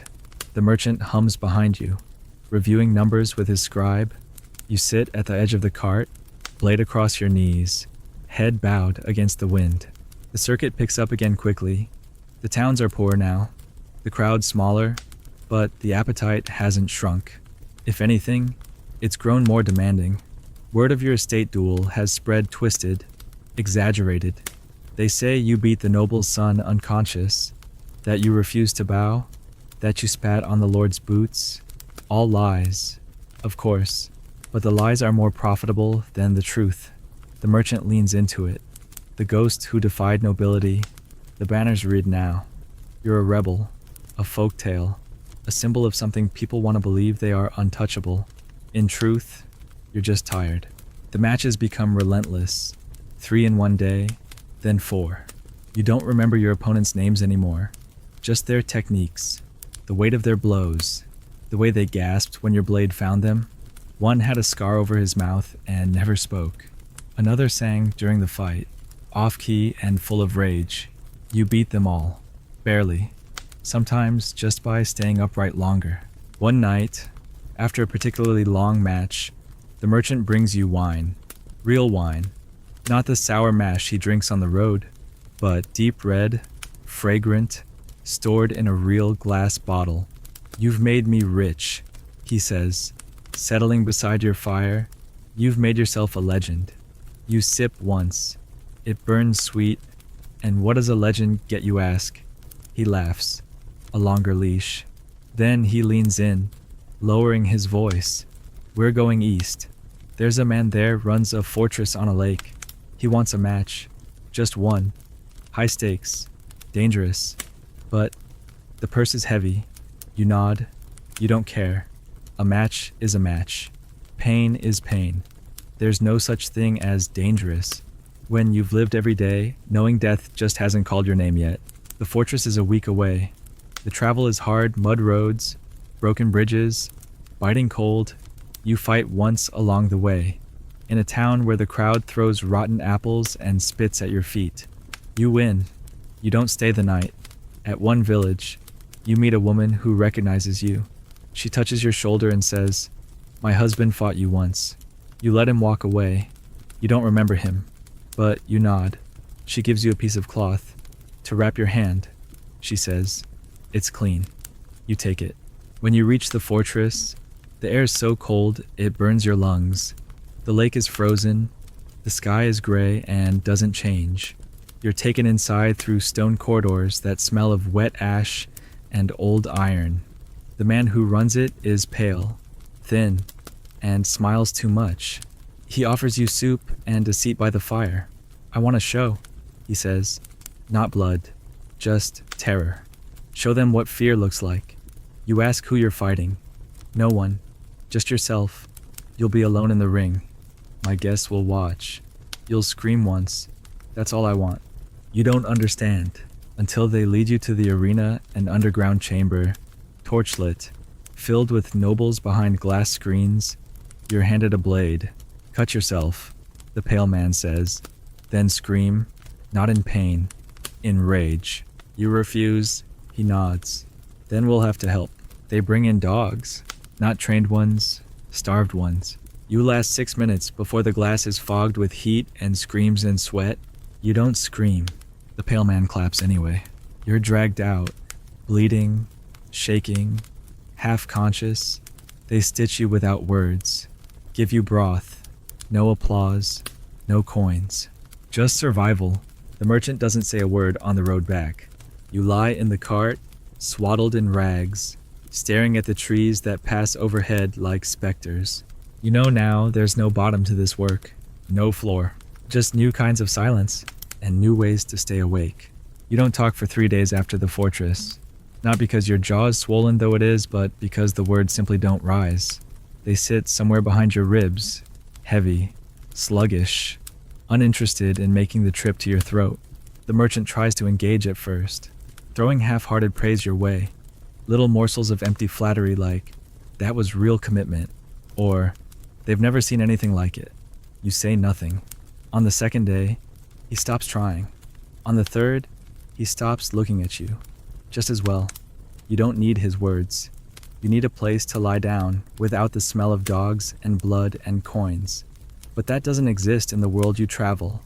The road is always ahead, and rest is something you borrow in dirty corners and return with interest in bruises. Your body repairs itself in crooked stages. First the swelling, then the scabs, then the stiffness that never quite leaves. Your left leg doesn't bend fully anymore. Your right thumb clicks when you grip. You find ways to work around it. The blade you favor now is shorter, curved slightly easier on the wrist, faster to draw. You stop training for strength. You train for efficiency, for longevity. If you're going to be used, you might as well become unbreakable, not so you can win. That illusion died weeks ago, but so that when you fall, it's on your terms, controlled, calculated, less a collapse, more a bow. The next town is small, nestled in the cleft of a valley, and surrounded by trees that bend like they're whispering to each other. The people there are quieter than most, older, and poorer. They don't cheer when the merchant's wagon rolls in. They don't flock to the posters with your silhouette. They just watch, with thin lips and tired eyes, like they've seen this act before and know exactly how it ends. The merchant senses the shift and adjusts. He books the match in the town square, just after sundown. No drums, no fire. He sells it as a duel of shadows and insists you fight masked. It's meant to intrigue, to mystify, You know what it really is, a test to see if the performance works without your face. Your opponent is a man named Birkin. Thin, precise. He's from the Eastern Marches, where war is a trade and swords are passed down like family heirlooms. He doesn't speak much, just sharpens his blade and stretches in the mornings like a soldier preparing for a siege. You respect that. No bluster, no performance, just the work. When the match begins, there's no music, just the sound of wind between rooftops and boots scuffing dry earth. The townsfolk stand in a loose ring, arms crossed, silent, no cheers, no jeers, just waiting. Birkin is faster than you, cleaner, but you're harder to predict. He strikes in perfect lines. You answer with irregular steps, awkward angles. Where he looks for precision, you offer uncertainty. The crowd, still wordless, watches like they're judging a harvest. You land a blow on his shoulder. He grazes your thigh. You stumble. Make it look worse than it is. He presses. You counter. It goes on for longer than it should. Finally, you disarm him not by force, but by patience. He swings. You parry. He resets. You step in and catch his wrist. The blade falls. You hold yours at his throat. He nods. You nod. The match ends. No applause. Just a few murmurs, and the shuffling of feet as the villagers disperse like mist. The merchant is furious. No spectacle. He hisses. No climax. You say nothing. Birkin offers you his hand. You shake it. It's the first time in months you've touched someone without violence. It doesn't feel natural, but it doesn't feel wrong either. That night, the merchant threatens to cut your pay. You don't react. He threatens to pull you from the next big town's event. Still nothing. Finally, he says, "People pay to feel something." You turn to him, voice low. Maybe they should earn it. He stares at you for a long time. Then he laughs.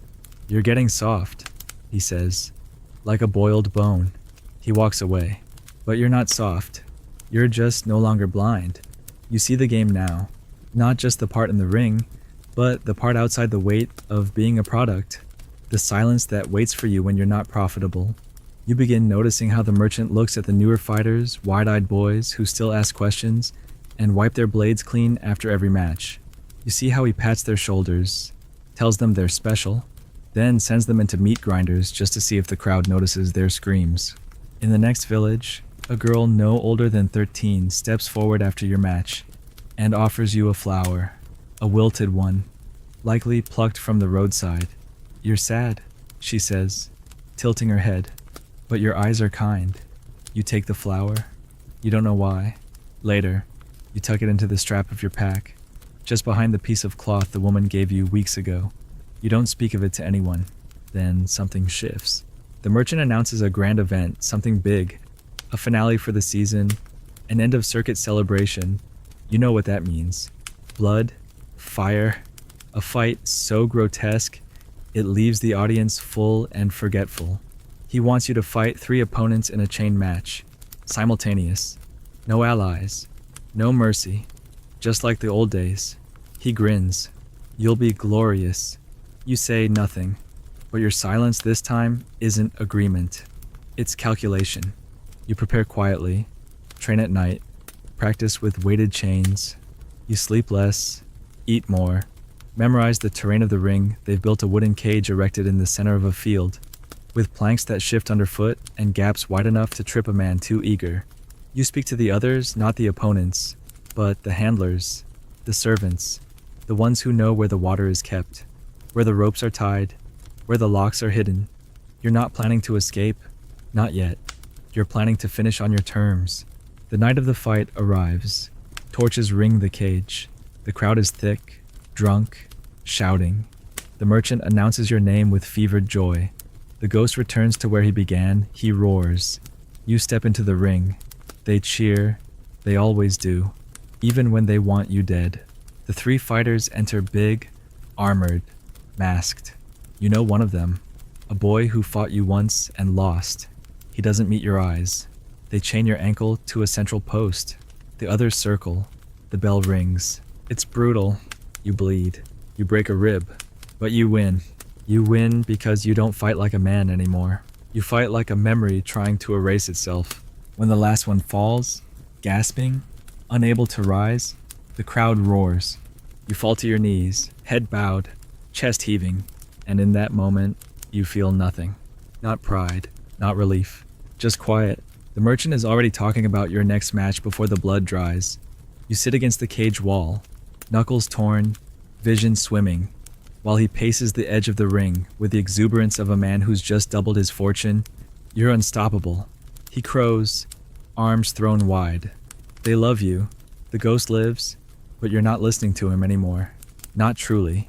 His voice is background noise, like the wind that howls through the wooden slats, or the drunken singing of the crowd, spilling ale and shouting your name without ever knowing your story. You sit there, legs splayed, fingers still curled around the hilt of the chain-wrap blade you fashioned the night before. You're not sure how long you've been gripping it, long enough that your palm has forgotten how to open. Someone throws a cloak over your shoulders. You don't see who. Maybe the stable hand. Maybe the boy with the limp who's taken to shadowing your matches. Eyes wide, mouth always open. You stagger to your feet slowly. Not because of the pain that's familiar now, but because you know what comes next. The merchant will offer you stronger ale, a cleaner bed, a new tunic stitched with fresh symbolism. The unkillable, perhaps. The man who would not break. He'll change your name again. Reshape your myth. He'll feed the crowd what they want, not truth, not grit, but the fantasy that somewhere, someone like you exists and endures only for their entertainment. You walk past him without a word. He doesn't notice, or pretends not to. You step behind the tents, where the torchlight can't reach, and drop the chain blade into a barrel of water. The sizzle echoes like a whisper. You sit by the fireless pit and stretch your hands out toward ashes that will never burn again. For the first time in months, your hands tremble not from fear, not from cold, but from release. A fraction of you let go in that ring, not of the fight, not of survival, but of the illusion that this path has a destination other than bone and silence. The next morning, you wake before the camp stirs. The sky is colorless, a blanket of cloud stretching in every direction. You rise slowly, body sore in every hinge. Someone left a bowl of broth near your cot. You sip it cold. There's a note under the bowl, scrawled on the back of a torn poster. Just one line, you've seen enough. No name, no signature, but, you know, it's from the fighter you spared 2 weeks ago. The one with the scar on his mouth and the trembling hands. He disappeared after that match. No one questioned it. No one cared.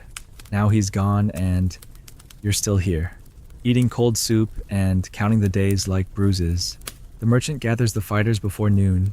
He talks of expansion, new cities, new audiences, more exotic fighters from far-off places who fight with curved knives and bare feet. He introduces a new act, a girl no older than 16 who swings a whip lined with metal beads. He calls her the Viper. Her eyes are flat and gray. You can already see it in her face. She's 2 matches away from breaking something that won't heal. She nods at you once. You don't nod back. You don't want to be her future. That evening, the merchant calls you aside, offers you a new contract. No more pit fights, he says. Exhibitions, private duels, clean quarters, better food, maybe even your own guard. You ask what the cost is. He laughs. Just loyalty. You stare at him, and if I say no, he smiles. All teeth. No one says no. Not after this long. You nod once. Then I'll be the first. You walk away. The next days are strange. Quiet. You don't fight. You don't train. The merchant keeps your name on the banners but tells crowds you're resting. You know he's grooming someone else now. The Viper wins her first match with a scream so convincing half the crowd covers their ears. She doesn't stop swinging the whip, even after her opponent hits the dirt. She's already learning the first rule the crowd remembers: violence, not victory. You watch from the edge of the field, wrapped in your cloak, sword untouched. You could walk away. You know the roads now, know the villages that won't ask questions, the back doors that don't lock, The rivers that run far enough to make forgetting possible. But you don't move. Not yet. Then, one morning, the merchant is gone. Disappeared. Vanished like a debt collector in winter fog. The camp wakes to confusion. The guards are still there. The scribes, the cooks. But the man himself vanished. No wagon, no footprints. Just an empty tent and a ledger soaked through with the last night's rain. Rumors bloom like rot. Some say he was poisoned. Others that he fled with the coin box. One old fighter says he was taken by those he owed. You listen to them all. Say nothing. The camp fractures quickly. Without the merchant, no one knows who's in charge. The scribes argue. The guards demand pay. Fighters scatter. Some heading west, others north. The viper disappears without a word. You find her mask nailed to a tree. A single bead of her whip embedded in the bark. You leave it there. You stay 3 more days. Long enough to watch the fire pits burn down. The tents collapse. The posters curl and blacken. You take only what you need. The blade the Moor gave you. The pouch of silver from the noble match. A strip of cloth.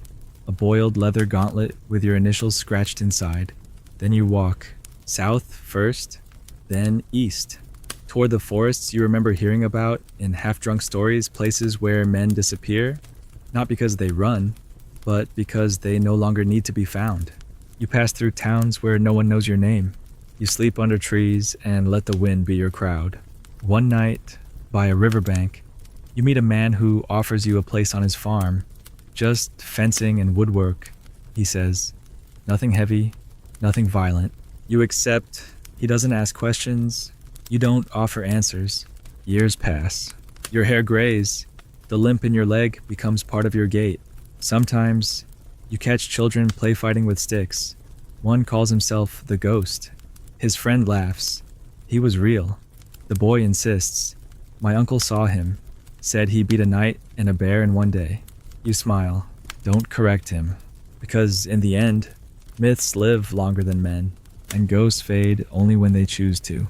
You build a life out of silence, not the kind that echoes with tension, like the hush before a crowd cheers, or the stillness in a ring before the first blade swings. No, this is a different silence, gentle, thick, with the texture of moss under bare feet. Days pass without urgency. You mend fences, carry wood, patch roofs before the rain finds its way in. The farm is modest, tucked into a slope near a stretch of hills where the trees grow close together, as if guarding something old and secret. The man who hired you, Jack, asks no questions about your past. He offers coin sometimes, but mostly trade. A sack of potatoes here, a jug of cider there. You sleep in a lean-to built against the side of his barn, warm enough in summer, tolerable in winter, and you never complain. After the life you lived, it's not even a burden. It's a mercy. Your hands don't stop aching. Old wounds don't vanish just because the swords have. You still wake in the night sometimes. Breath caught in your throat. Heart hammering, reaching for a blade that isn't there. But the panic fades faster now. The ghosts are quieter. Some nights, you stare at the stars and whisper names. Not yours. The ones who didn't walk away. The ones who fell in rings, in fields, in alleys lined with spit and soot. The Moor is the first name you say, always. Then others, some with faces, some with only the shapes of screams. You speak them like prayers, not to summon them, but to remember that they were real, that they bled the same, dreamed once, even if they forgot how. A year passes before anyone from that world finds you. He's a rider, cloaked, broad-shouldered, wearing a tabard from a house you vaguely recognize some minor noble whose name was once inked on the corner of a contract you signed with blood and didn't bother to read. You see him from the field where you're mending a fence, and though he doesn't draw his sword, you know what this is. Not revenge, not justice, just curiosity. Word has traveled, no doubt. The merchant vanished. The ghost disappeared. But stories don't like endings with peace. They itch for reappearances. He dismounts slowly, gives you a once-over, then speaks. You're him. You wipe your hands on your tunic. Not anymore. He tilts his head. You fought at the lake fortress. They still talk about it. You nod. So I've heard. They say you screamed like a demon. You meet his eyes. Did they say I survived? He doesn't smile, but there's a flicker of something respect, perhaps, or doubt. My lord is hosting a match. Private, high wager. Wants you. You shake your head. I'm done. He seems surprised. Like that word doesn't apply to men like you. He'll pay well. You turn back to the fence. I'm paid in apples and peace. The rider lingers for a moment, then mounts up and leaves without another word. You don't watch him go. You return to your work. But that night, you don't sleep. Not because of fear, not guilt. Something else. A low hum in the bones. Like the past calling softly. Not to drag you back, but to remind you it still breathes. The next morning, Jack notices your silence. Trouble he asks over breakfast bread with honey. Cheese thick enough to chew twice. You shrug. A reminder. He nods. Old lives have long shadows. You don't answer. You don't need to. He's been kind. That's enough. Weeks pass. The trees change. Autumn arrives. Slow and golden. You chop wood. Gather kindling. Help dig out the earth for winter crops. There's a rhythm now. A life. You don't dream as often. When you do, it's not of chains or blood or crowds, but of quiet hands and cool rivers. You still carry the blade the Moor gave you, not on your hip, not for show, just tucked away, wrapped in cloth, buried in the floorboards of your lean-to. You keep it oiled, not because you plan to use it, but because letting it rust feels like forgetting him. One day, a traveler stops by the farm, a young woman with sharp eyes and a lute slung over her back. She trades songs for supper and wine. At sunset, she plays. Her voice is soft, the kind that makes even the wind hesitate to interrupt. She sings of a fighter called the Ghost, how he rose from the mud, defied the nobles, walked into the fire, and vanished without a sound. You sit in the shadows, listening. She doesn't know it's you. That's the point. Afterward, you offer her extra bread for the road. She smiles. You remind me of someone. She says, he was sad, but strong. You nod. He sounds tired. She laughs, and then she's gone. You lie awake that night, staring at the wooden beams above your head. You don't feel like a ghost anymore, but you're not quite alive either. Not in the way others are. You're something in between. A witness. A wound that learned how to walk. Then one morning, Jack doesn't come to breakfast. You find him in the barn, sitting on a stool, head bowed, gone. Peacefully, as far as you can tell. He left his boots by the door.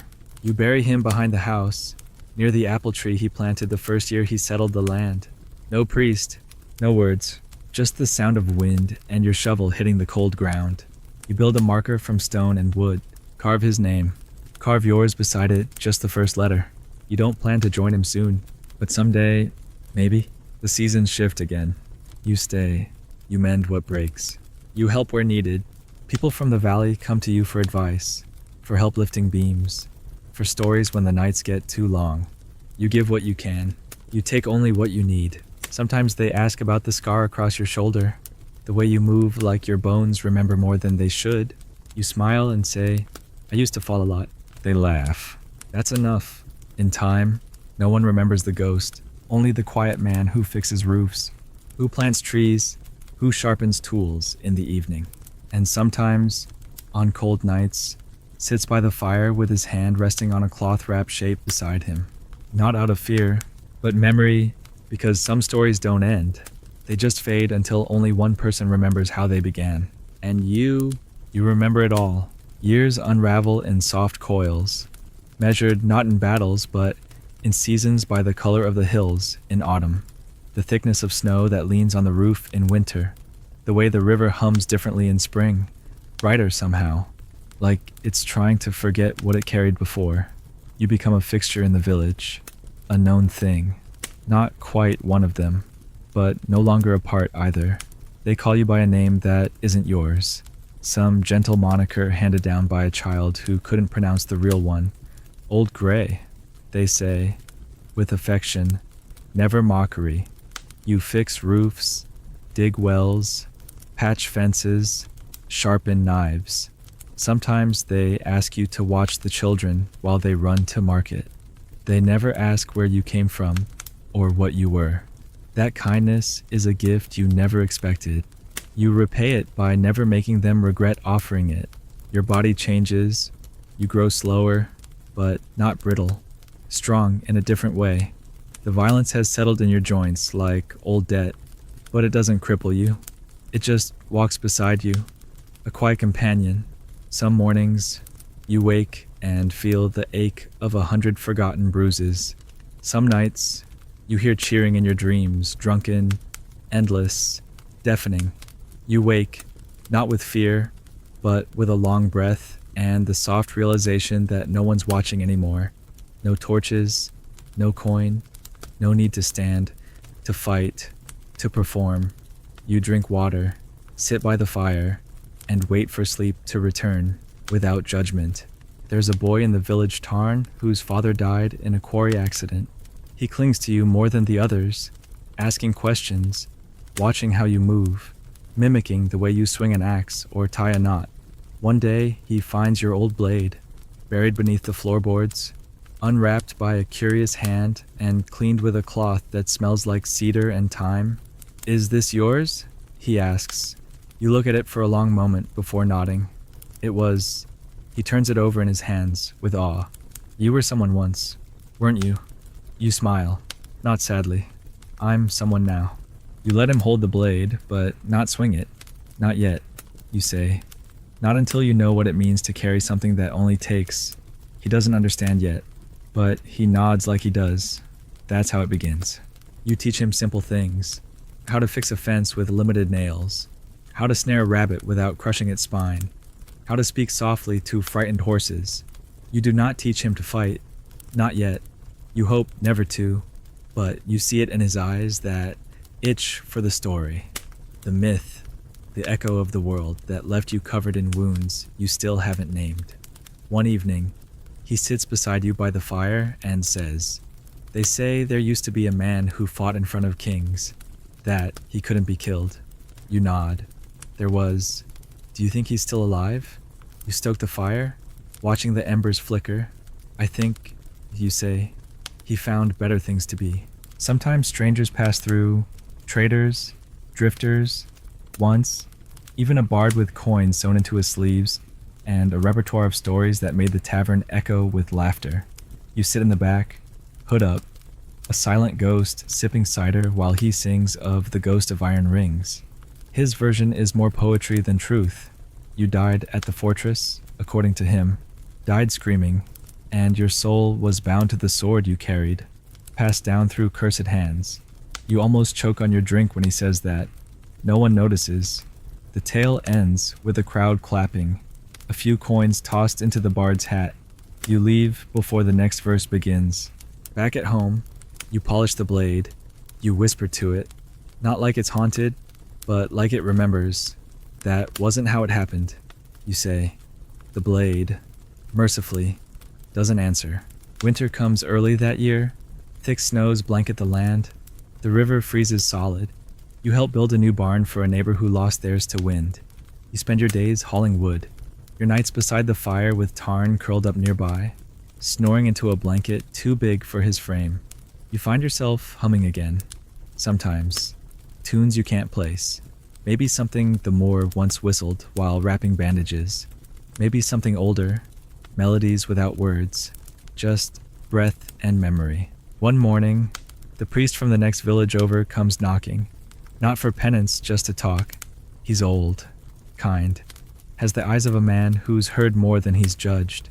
You sit over tea, and he mentions your name, not the new one, the old one. Softly, carefully, you don't flinch. There's still coin on your head. You know, he says, to the right buyer. "Is there?" You reply. "I'd thought I was forgotten."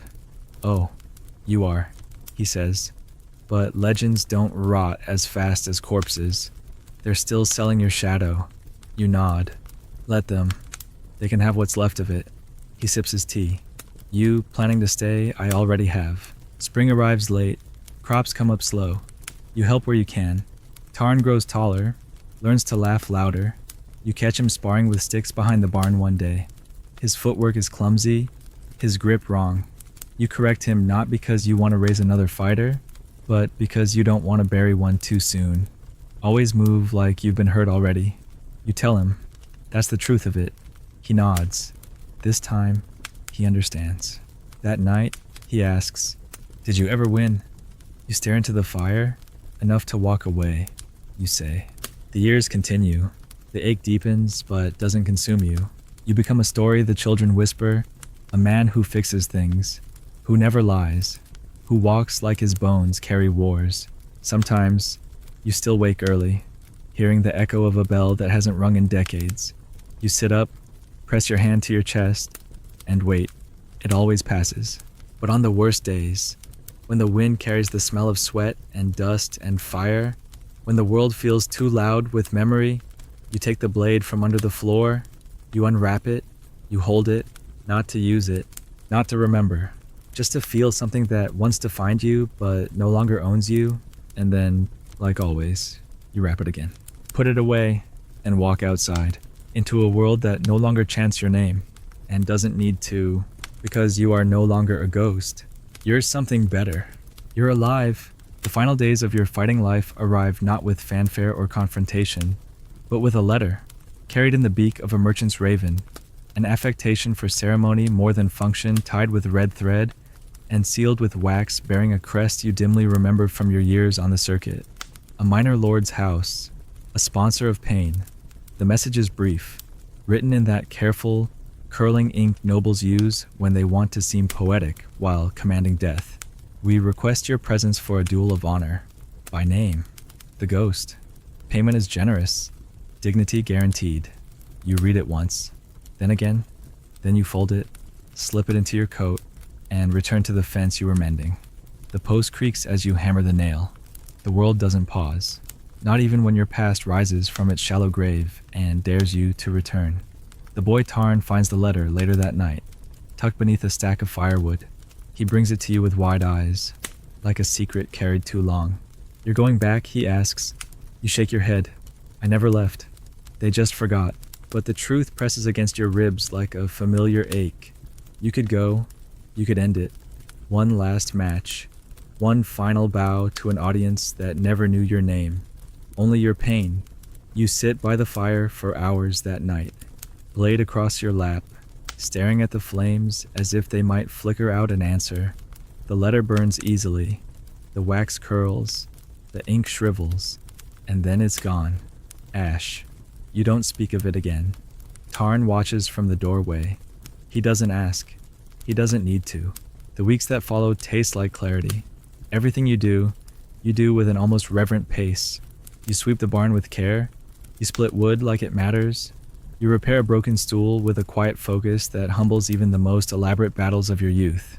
You start to see yourself not as a survivor, but as a keeper of land, of silence, of stories too heavy to tell.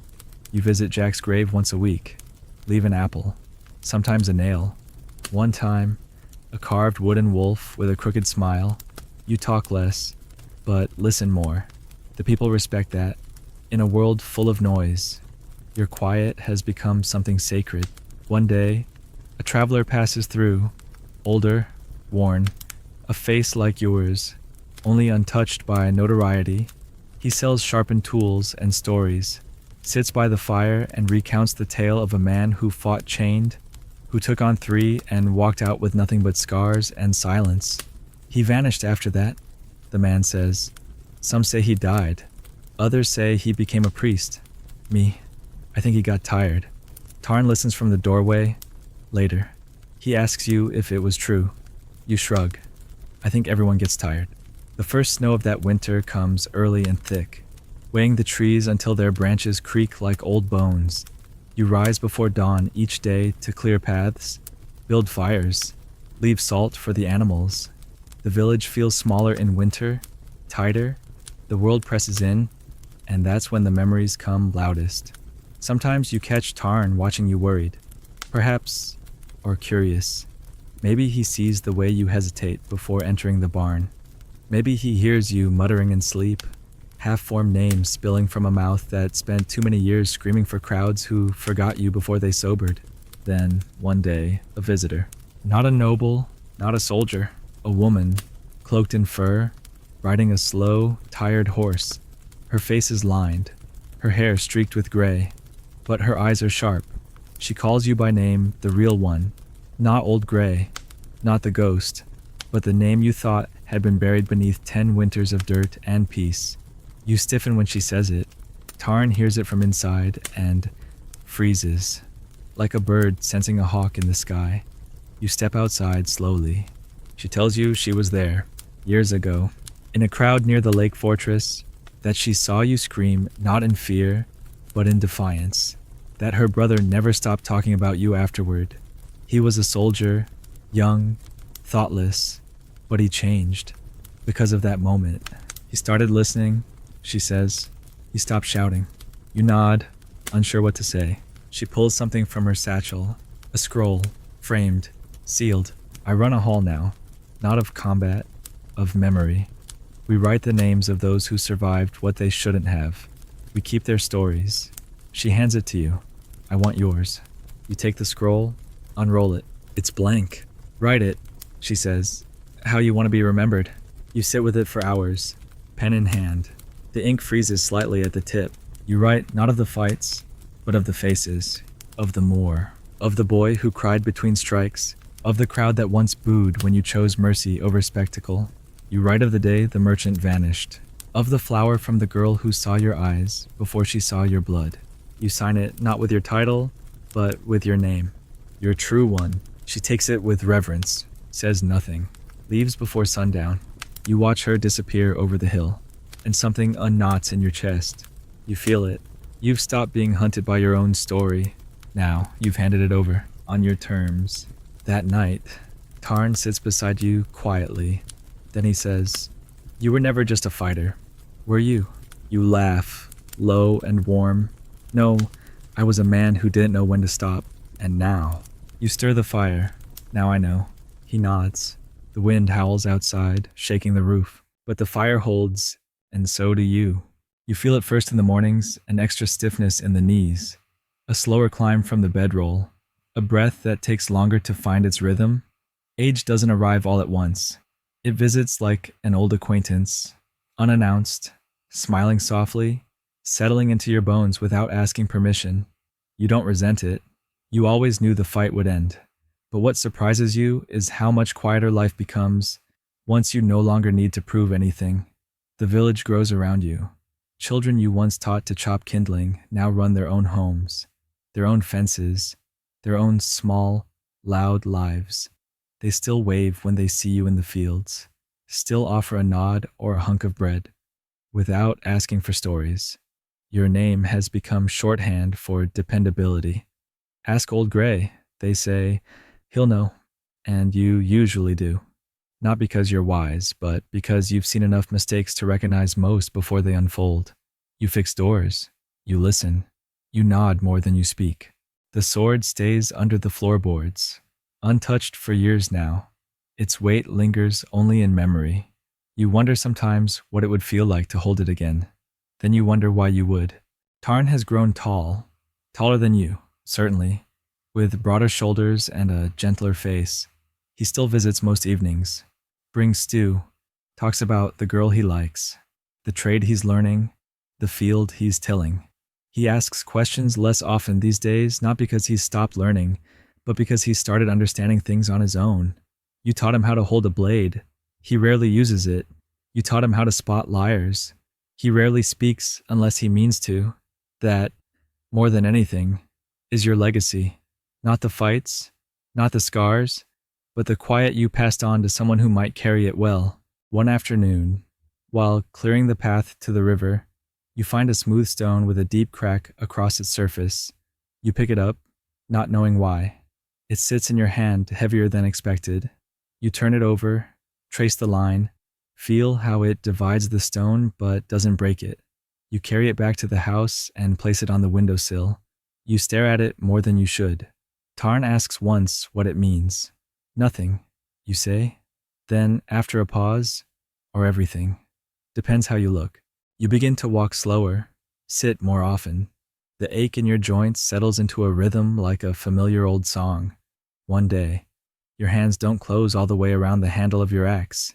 You sit on the stump longer than usual, breath shallow, pulse steady but distant. A child runs past, chasing a dog, both of them laughing. You watch, smiling faintly. The wind pulls at your coat. You don't move until the sun starts to dip behind the hills. That evening, Tarn helps you to the fire. You don't argue.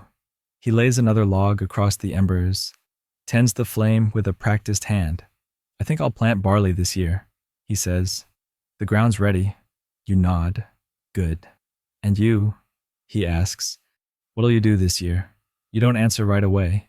You look into the fire until the flames start to blur. I think I'll listen more. You finally say, I think I'll let the silence tell me something I missed before. The winter comes slowly, like an apology. The snow is light, the night's short. You spend most of your time near the hearth, sharpening tools for others, reading what few books the village has, watching the fire like it holds secrets you've only begun to understand. Tarn brings food. Others stop by. A child draws you in the dirt just a circle for your face, 2 stick legs, and a sword twice your size. You laugh. The child grins. You ask if they want to learn how to hold a hammer instead. They agree. You show them. Then one morning, you don't wake as early. Not because of pain, because you're at peace. You lie there, eyes closed, breath slow, heart steady. You hear birds, a door creaking, the kettle on the hook starting to hum, and you feel no urgency, no fear. You rise only when the sun insists. Step outside. Watch the frost melt from the fence. You walk, slowly, to the field. There's nothing to do. You do it anyway. You touch the earth. Let your hand press into the soil. You stay there a long time. The wind carries voices from the village laughter, shouts, a hammer striking wood, and then quiet. A kind quiet, the kind that asks nothing of you. You return home, sit by the fire, wrap the cloth around the blade once more, not because it might be used, but because you want it to sleep well, too. Later, Tarn visits. He doesn't say much, just sits beside you, passes the cider, shares a silence you both earned, and in that silence, there is no pain, no past, no need, only peace, only breath, only now. So now, the fire burns low. The village sleeps behind shuttered windows. The trees sway gently outside, whispering lullabies older than any sword or scar. And you rest easy. Your body is slower. Yes, but it has carried you farther than most. Your heart beats quieter. Yes, but it no longer races from fear or fury. Just life. A long life. A full life. Outside, the frost clings to the windows in delicate patterns, like the calligraphy of passing time. You trace one absent-mindedly with a weathered finger. No need to rise tonight. No one is waiting. The world turns as it always has. And for once, it doesn't turn without you. You are part of it. Not the center, not the legend, just part. That's enough. And when the dreams come now, they aren't of torches or crowds. They're not of chains or rings, or the hiss of an audience hoping for blood. They are softer, slower, a fire by the river, a meal shared without words, a child's laughter, the weight of your name no longer carried like a curse, but laid gently in the soil, fertile, quiet, whole. So rest now, old fighter. Let the blade stay buried beneath your floor. Let the story end without a roar. The wind outside has calmed. Your pulse is steady. You are not waiting to die. You are waiting to sleep. And in that sleep, may you finally find the one thing they never gave you. Silence. True, deep, final silence. Good night, ghost. You're home.